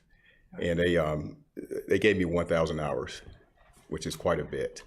And I remember we had a work session, I think it was around draft 15. So, but we were talking about what happens if the Apex Rotary Club calls us up and they just say, you know, we can't do it anymore. That would go back to the staff to carry on, which is now 1,000 hours more for staff to take care of. So my point is, and it goes on to Pig Fest, and of course our longstanding event of the Peak Fest, the Apex Festival Commission. I think it's been, this is year 50, right? 49? 42. I gave you some more years. Yeah, we're getting there. 363 hours for the Apex Festival Commission. And then of course the Sunrise Rotary, what I got from them was right around 363 hours. So it's clear that there's a lot of time being presented by community members. And I just want to make a note here and put it on record that I think with putting that burden back on the nonprofits to pay that fee, I think it's counterproductive. I think they're giving a lot to the community, you know, and requiring someone from staff to even follow through to see who's making the contributions, that's more staff time. So I think it's counterproductive. Not to mention we have a nonprofit grant program that we, $75,000 total that we give. So I just want to see the nonprofits continue to do well and pour into our community. And having this extra thing is just a burden, I believe. But I just want to make a record. So I want to open that up for discussion. Yeah, I mean, this, I've always had an issue with this part of it. We do have nonprofits, and you know, just kind of dipping my toe into that portion of it before has been eye-opening, and seeing how much effort and how much people give of themselves to this, and adding a extra financial burden on top of it potentially could put that burden back on the town to fulfill some of those same things. And you know, I agree with the mayor in that point, that there's a potential of either not having the event, period, or there's a potential of the town having to put the event on in whatever form that takes. And that would be a whole lot more responsibility for town staff to have to follow through with that. So my preference would be that that nonprofits do not participate in this formula, that they would not have to pay. The rest of it, I think, is fine. I think having for-profits continue to pay the full cost makes sense to me. But for nonprofits that give back to the community, I mean, every one of them either give back to the community or are, like you said, saving up some seed money in order to be able to put the next event on the next year, and to get supplies, things like that they need. So that would be my preference. I'm going to jump on that bandwagon, and so I get to the two things. One is the original intent of the fee structure, right? Which, you know, was kind of stated as this consumes town resources and we're stretched thin. Based on the numbers, you know, even if they're just directionally correct, right? If these nonprofits contribute, you know, most, if not all of their profits, you know, we don't tend to collect a whole lot. It's not that all of a sudden we're going to hire 4 new police officers with the funds collected, because, you know, it's just not, the math is not there, right? So I think that for the stated intent, considering the give back that we're getting from these nonprofits, I'm not really sure if it makes a whole lot of sense to keep the charging structure in place. Number two is, there's nonprofits, especially like the Rotary Clubs of the world, that basically put their money in a foundation that then over a period of time will make donations to various community entities. For us to track that as a town how much, which ones of those dollars came out of this event and are now distributed. And for the nonprofits to have that type of accounting in place, I think is an unreasonable request. And so for those reasons, I'm kind of aligning with the mayor and Mayor Pro Tem here that I think nonprofits should be exempt from the fee structure. Keep it in place for the for-profits items, entities, but exempt the nonprofits. So I get your intent. I love the vibes going on here. I just want to make one quick point. So what used to happen is that the nonprofits would submit to us their costs for in-kind donations, and we would explicitly approve them. We used to have a vote, I remember, to approve the in-kind amount for the fees that they had. So there was sort of a check there, like on us as a public body to say, oh, actually, like $100,000, that's a lot. Like, can you do it for 50? In theory, it could have happened.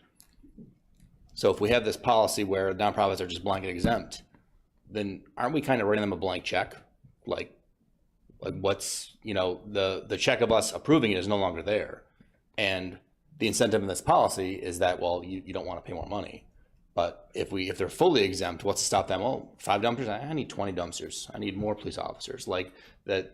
I guess what I'm trying to make is like a crucial check is now gone. Like, this isn't the status quo. This is something different. This is like, there's less of a check on them and the expenses of the event. Because I think the purpose here is not only to for new events coming in, which is a separate thing, but also as an encouragement to, find efficiencies and reduce costs and bring your own dumpsters in if it's cheaper than the town, or bring your own security in and stuff. So, like, what do you think of that? Like, there needs to be some incentive to run an efficient event, right? So are the two mutually exclusive though, right? Because I think we can still do that upfront cost planning and approval. We don't approve though. We can, right? Or we can, so like if that's what we used to do. And so the policy doesn't call for any type of review and approval upfront. We just staff. Yeah, so the events are approved by town administration. The budget will stay with approval with town council. And to be clear, I don't want to do anything that would endanger any of our current events. Like, I love them. They're going great. If they can go keep operating the way they are, that's fine. I'm just thinking like about the policy aspect here of it and what we're trying to do with this policy. Well, I will say with that, I understand that, good points made, but looking at the original intent, we were told several times it was all about staff capacity. And I just don't understand how you address staff capacity with a fee like schedule. I don't see that, or fee structure. Like, it doesn't address that at all. And also maybe doing a workload study and where is that point to where now staff is at a level to where we need to get fees to cover that. I haven't seen that yet. And I really appreciate the presentation, by the way. You guys have done a great job, but I think that will help me come up with the fees and justify that. You've done it. Craig now came forward. And what's that? Like you've done it. Like Craig came forward. Oh, Craig came forward. Oh, yeah. Well, and let me also say too that I feel like our staff does a great job of managing these events and putting in the time to be able to say, yes, you need barriers here. You need this amount of trash bins. You need this amount of staff coming through and cleaning up or providing those people. My thought on that is if they want to provide above and beyond what we think is necessary, then yes, I think that may be an indication of, well, okay, this is something you need to provide or that you need to contribute to. But I think, as long as it's within what we think is necessary, I think it's something that nonprofits, it shouldn't be part of this fee schedule. So that's. I'll just say that works for me, except the one part is that there's still no incentive there to go to private industry and find a more efficient way of doing something, like private garbage vendor or something. Yeah, and I think it just depends on what you're asking them to do. Like police, we've already went through that.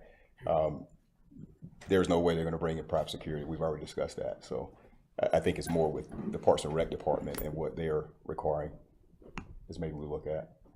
More staff? Yeah, we can get there. We'll take that. Yeah. For me, capacity, when we talk about capacity, we're talking about physical capacity. So our manpower is pretty stretched, especially from April through July. We have a number of special events that impact our staff. And it's not just our staff, it's PD, it's public works. So for us, when we talk about capacity, that's what we're talking about. Now, does this policy necessarily account for the staffing piece? Not as much, no. Internally, we have a volunteer coordinator that y'all approved coming in the January timeframe. So our hope is that person can start to build a group to assist with these special events and different things throughout the town. So that's one way we're talking about trying to handle the capacity issue. We're also talking, and I've talked with Chief Armstrong, trying to limit the amount of officers or cars or blockades that are needed by having other types of things to block off the streets, which would also take away from personnel and relieve those pressures. The fees in general, for the fee structure, when you talk about capacity, really, it would potentially deter other people from wanting to bring special events here from a cost perspective, if they were not allowed to bring back those funds into the community like we're proposing. And this is something that nobody else in the area is proposing in their fee structures. So I want y'all to be aware of that as well. So this is something a little different, but it does give them the option not to have to pay. They just start doing that when you got it. I don't know. Maybe it's my country voice. I don't know. But so I do want to put that out on the table as well. What I guess I would potentially ask is, would y'all like for us to take this back? Take a look at the policy, take a look at the fee structure. How would y'all like for us to move forward? I guess I want to hear from some of the other council members first, but thank you for that information. That's very helpful. No, very helpful. I have just one question, and I think this will help me kind of figure out where this is going. The fees that we are generating, is that there to address the, I guess what I'm trying to figure out is the additional money that we're charging, does that assist our staffing problem, or is it just the money is just there to pay for the staffing that we're already providing? Let me break it down in a smaller chunk, because I know that sometimes So there's several items within the fee Right. structure other than personnel. Right. So with those items, it's maintaining those items as well Right. over time, right? So it's personnel as well as blockades or potentially porta-johns and different things of that nature. So it's essentially getting our money back is what it would be doing. Right, that was the question, because, and I don't necessarily mean staffing in terms of personnel, but I mean infrastructure, whether that's personnel, material, or just good old fashioned, sweat equity. We're basically turning to the nonprofit that's putting this on, and we're saying, we want you now to pay for the things that we as a town have done previously. That we have incurred previously. Right, that we've incurred previously. Okay, that's what I thought this was coming down to. Okay, I have comments, but I'll wait to see if there's any other questions. I guess I'll chime in.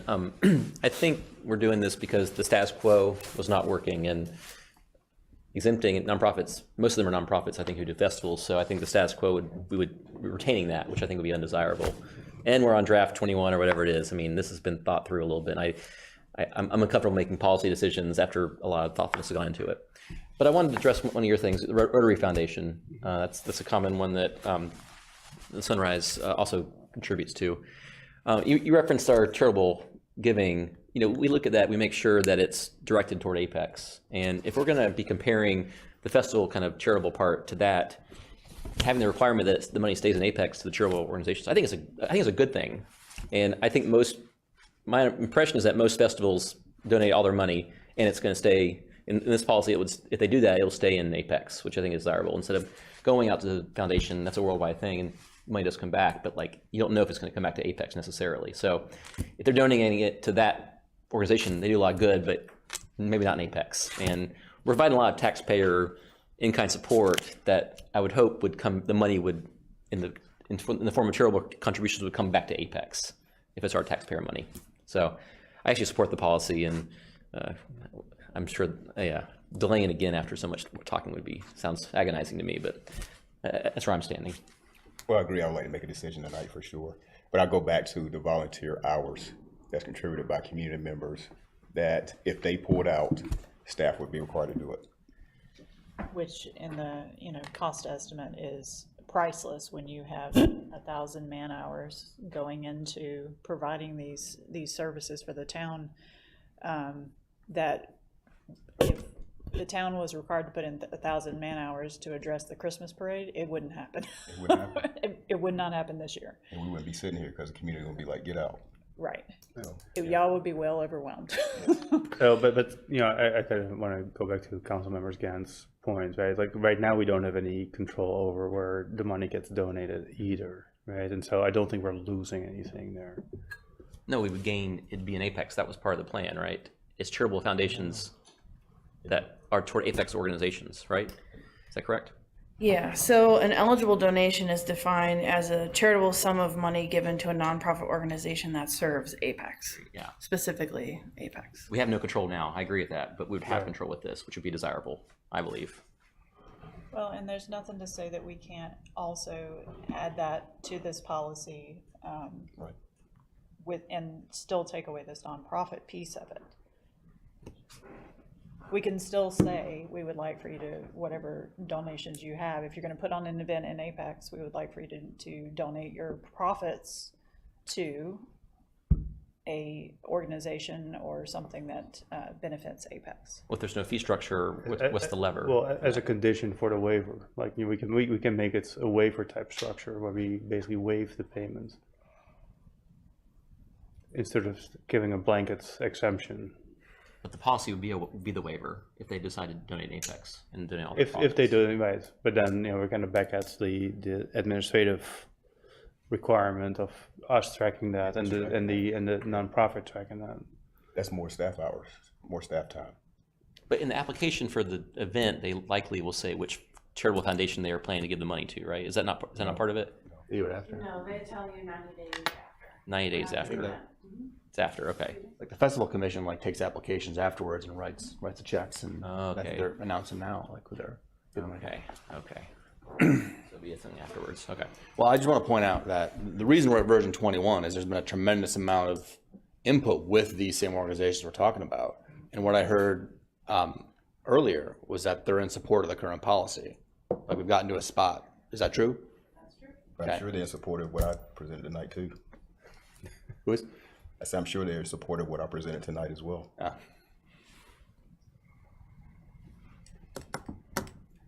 So realistically though, right? How much profit is any nonprofit taken away from an Apex event? Right? Under what conditions would a nonprofit not reinvest those funds, either through charitable donations or as seed funding for the next event that they're organizing in the town of Apex? We got. So like, is the number always going to end up being zero, right? Like, how many dollars are we fighting over here? We have an example here, Apex Festival Commission, so we can address it. He came for the historic home. Yeah, that's right. Now he's doing this. That's actually the reason I was coming to. First of all, I want to tell you that the Festival Commission is on board with what they have displayed.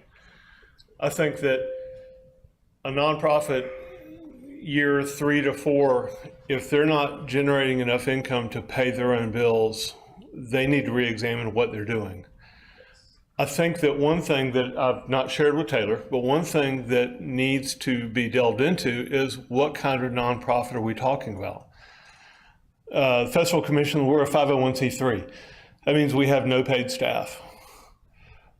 That doesn't mean that a 501c7, I'm president of the University Club, NC State University Club, we're a 501c7.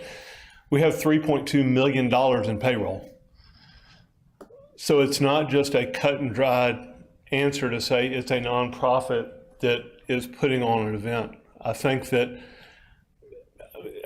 that Apex has got to the point where there's some core events that maybe should be grandfathered in a little bit, I'll say, because we've proven what we're doing. You know, Craig's been involved, Taylor's been involved for numerous years with Peak Fest. The proof is in the pudding on what we're trying to do. Rotary's in the same basket, Pride's in the same basket. But I think where this whole impetus is sort of the gauge I got was the next person that comes to town that wants to tap into the town's resources and what benefit is it for the town. And they need to know up front that they need to qualify as a true nonprofit of a 501c3 or 4. Otherwise, all they've got to do is sit there at the end of the day and say, oh, I'm writing our president a check for, you know, this year. And I'll tell you, and I'll open the books to anybody.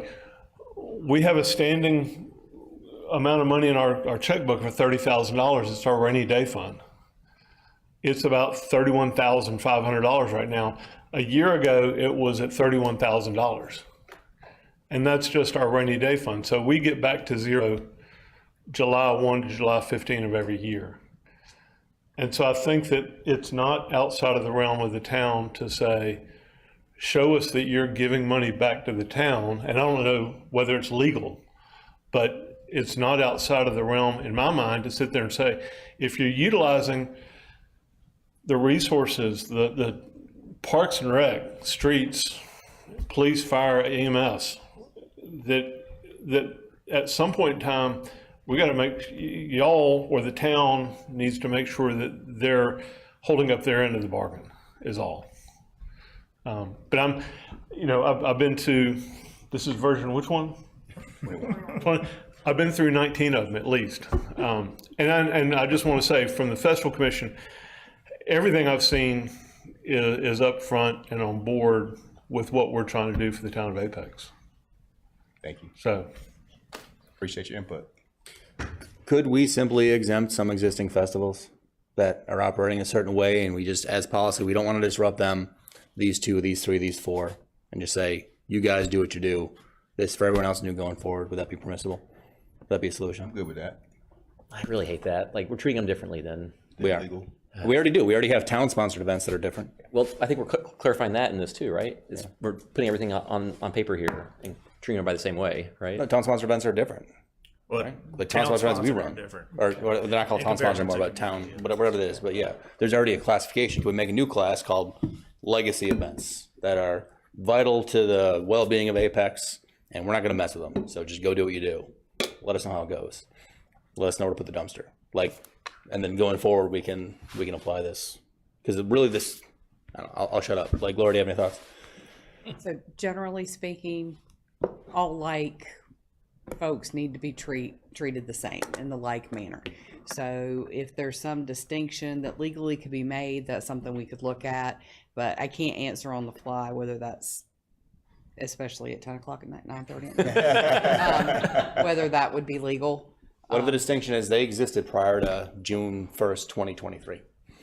Yeah, I understand. I understand. Whether or not it's something legal that we could do, I couldn't say at this juncture. I'm asking you a quick question. With all the nonprofits that partner with the town, this is a partnership, have they presented any concerns to you, all right, that they're not doing anything in the right manner we're requiring them to do? Say that one more time. Are the people who are putting on special events here, nonprofits, have there been any issues with how they're presenting the events and the service they provide to the town? Not from my knowledge. Okay. Yeah.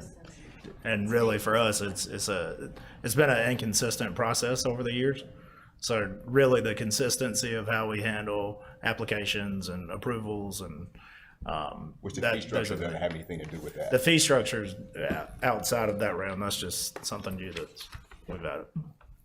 So my question is, could we direct Lori to investigate whether or not we could do exempt events like we were discussing and bring it back to us with a recommendation? May I just throw my thoughts in on this, because I think this will probably throw the way I'm reading the table is there's 2-2 and I'm up in the air. So the way that I'm kind of looking at this, and I thought Jeff's comments were actually exactly what I was really wanting to hear, and I thought they were very consistent with kind of my thought process, which is, you know, we're trying to make sure that we're not essentially bankrupting the town by hosting these events or providing the resources for these events, and hearing that the festival commission is behind these proposals, that I thought was very compelling. The part, though, that made me wonder was the concept that we're discussing now of grandfathering and putting basically a line in the sand as to which events will qualify and which don't. And the reason why that jumps to mind is there are a number of events that we currently have going on that we know 10 years ago you wouldn't have had. You wouldn't have had Juneteenth 10 years ago because it didn't exist. We certainly wouldn't have had Pride 10 years ago because that wasn't a concern. We probably wouldn't have Latina Festival either because that just wasn't a priority. A lot of the things that we've always had were things that were always going to be there, but I do think that we have identified the value of the newcomer on the block, the new event that's taking place, and we recognize that that newcomer on the block is bringing their talents and treasure to try to bring something new to Apex. Sometimes it works out, sometimes it doesn't. Listen, that's just the nature of any sort of event that's out there. But when it comes to the idea of, are we essentially paying for something as the town, in my mind, it's now become clearer that the issue really comes down to, if you're a profit generating entity, then yes, you should pay us to use our services. But if you're a nonprofit generating entity and your primarily purpose is to make our community better, I don't see a problem with giving you the exemption, because the things that I feel like we're kind of missing on this is, I get that we want to, there's a cost associated with 13 dumpsters for people to go and do the work. And I think that's our responsibility as a council to give you more money to do that job better. And I'm on record, and I'll tell you right now, I want to increase your budget because I think it's appropriate, because when people think about Apex, they think about parks and they think about the fun things they get to do. But I don't know if I'm quite willing to put that burden on a nonprofit, especially when their job is to make our community better. So I'm leaning towards the exemption side, and I'd vote for that. Can I clarify, Councilman, when you say make our community better, you mean, your example is kind of putting on the events makes our community better, not the charitable contributions. Or whatever. I would assume that, and I think that's a great question. I am assuming that if you are a nonprofit that has an address in Apex, you're doing this because you're trying to make Apex better. Not whether you're putting in your money in Apex, because things like, to use, disabled American veterans, there's a chapter here. No one hears about them because they're walking around basically taking care of Blue Star mothers and stuff like that. That's a community betterment. It doesn't have to be your treasure. It can be your time. And I want to be known as being a person who will encourage more nonprofits to be in our town to make us better. If you want to make a profit off of us, holla at me. I want to talk about how much you can reimburse me for that. But if you are a nonprofit and you're a genuine nonprofit, whether you're a C19 or a C3, I feel like we should be able to give you the benefit of the doubt and say, all right, you know what? You should be exempt. Because there's going to come a time when we will see an actual nonprofit that's not acting as a nonprofit, that's acting for profit. And at that point in time, I think they've crossed the line and you owe us some money. That's just my thoughts on it.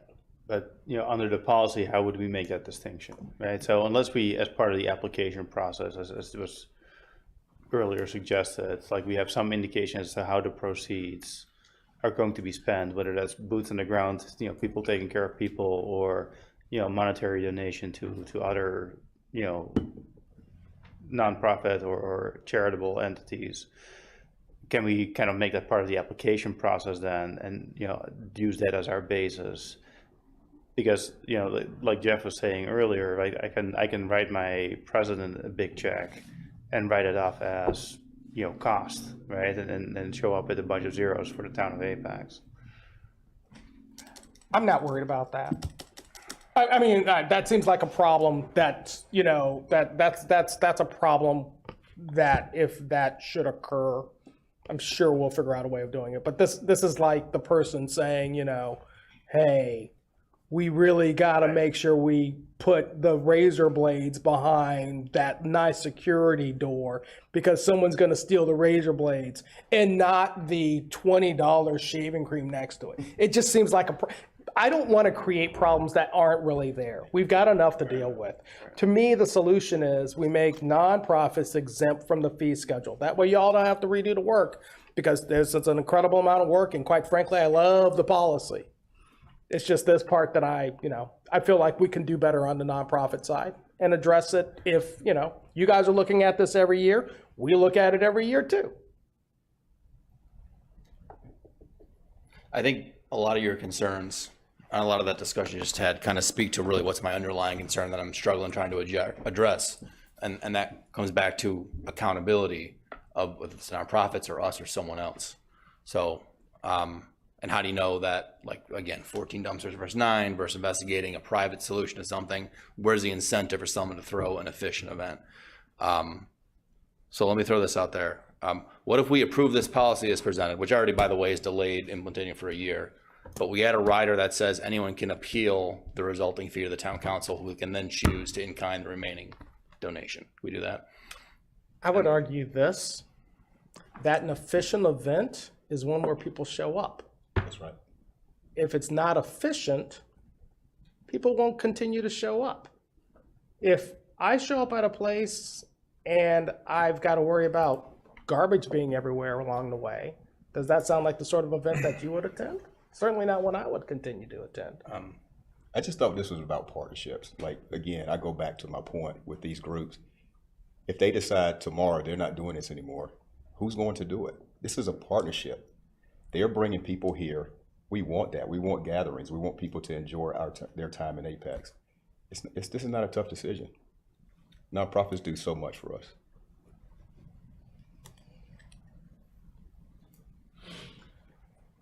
Motion to approve with the exemption of nonprofits from the fee schedule. I'll second that. All right, we have a motion and a second. Yes. Can I get one clarification? I'm sorry, because I don't think staff hasn't brought it up, but it's in the, with this exemption, sorry, throw one more thing for y'all to think about. Just want to be clear, there is one tier that includes includes off-duty police officers for alcohol. Okay. I just want to, is it council's desire that that's excluded as well, or if an event or nonprofit has alcohol, they may still be required to do off-duty police officers and pay for that if per ABC. Just want to make sure we're clear on that. Yeah. Okay. Thank you for that. All right, any more discussion? We have a motion and a second. All right, all in favor say aye. Aye. Opposed? No. All right, motion passes 3-2. Thank you so much. Thank you. All right, move now to updates by Mr. Purpose. Sure. All right, Mayor, Council, good evening. I do want to say I got notice about the COA like tonight while we we're in this meeting, but then I was going to put in your Friday report, and now Jeff's already come and said it. So anyway, that is great news, Jeff. We do appreciate that. So I'll work on some timeline things just for that project for you. A couple more immediate things just to make sure that you're aware of, and for the good of our residents community. Yes, last night we had a storm, knocked out some power. Great job to our folks staying out. By 1:30 or so, we had if not everybody, almost everybody. So it was a few hours out, which is really well done considering the strength of the storm and the number of trees we saw down. I want to continue talking about our electric company and our electric operations, and that we found out today also that they will, next week at the Electric Cities Conference, which this is regional electric cities, so North Carolina, South Carolina, Georgia, they'll be receiving 2 awards. One for strength in public power, and that's a testament to our numbers and how well we keep things running, and also our customer service innovation, and that's our Tech Out program thing. So they're being recognized by Electric Cities, and I just want to say well done to them again, not just last night, but then also the continued efforts they do. So being recognized. This weekend, talking about events, Sunday, this Sunday is the Fitness Festival. It'll be right here at Town Hall campus from about 8 in the morning to roughly 5 o'clock in the afternoon. Facts for Youth will be putting this on. There'll be food trucks, which doesn't sound like fitness, but there will be exercise sessions and local health and wellness vendors, maybe healthy food trucks, but just so another event as we utilize the Town Hall campus more for those. Talking about Town Hall campus more, track out camps are coming. So I know this has been a request of several council members for a while.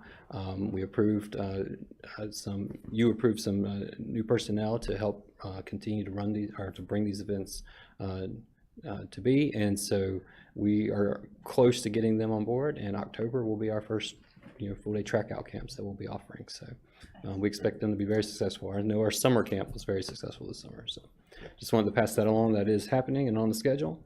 Just a couple more. We also had mentioned, people steal my thunder all the time, the Western Big Branch Area Plan. Our first speaker tonight, the resident, mentioned, I just want to point out we have open houses for that coming up. The first one is tomorrow, 4 to 6:30 at the Apex Friendship High School cafeteria. The next one will be August 30th at New Hill Community Center. And this is our outreach for that long range area plan for Friendship, along the Western Big Branch area. So great job to our staff, and this is the community engagement part of this, so very important. And continuing community engagement, our Community Police Academy is open for registration. The deadline is August 18th, which is why I bring it up. So the Community Police Academy, this is just part of our outreach efforts. Residents that are part of it, it's a multi-week course that gives an opportunity to become familiar with the department and operations. It's every Thursday night for a few hours from September 7th through November 16th, but it's well worth it for those that want to have a better understanding of how the police department operates. And then the last thing also tied to our police that I want to bring about is that we have great team members, and our Chief Armstrong is no different in that. And he was chosen to be part of the inaugural class of the Obama Foundation's Leadership USA. The Obama Foundation has been doing a leadership program internationally for a few years. This is the first one they're doing in the United States. And they've chosen 100 rising leaders from across the country, and he was chosen to be a part of this leadership program. So we're excited for him and congratulate him on his participation in the program. So, and that's all I have to bring to Mayor and Council. Thanks for your updates. Thank you. Right. Okay, motion to go into closed session for closed session 1, 2, and 3. Do I need to read that out, general statutes? Mayor, could we have a short 2-minute recess? You and I could have a quick discussion before going into closed session. Absolutely. Thank you. Okay, all right. Would be a recess, come back 9:50.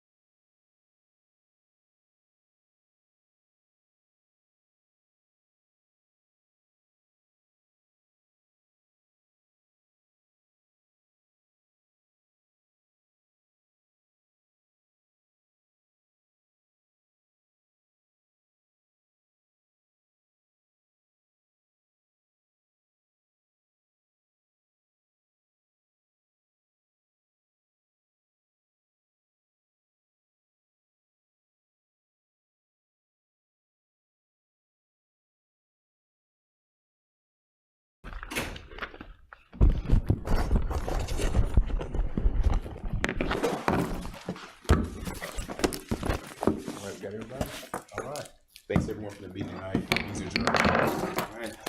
Good. Now I just have to wake up at All right. Thank you, Alan. Have a good night. 5:30 because I have to be in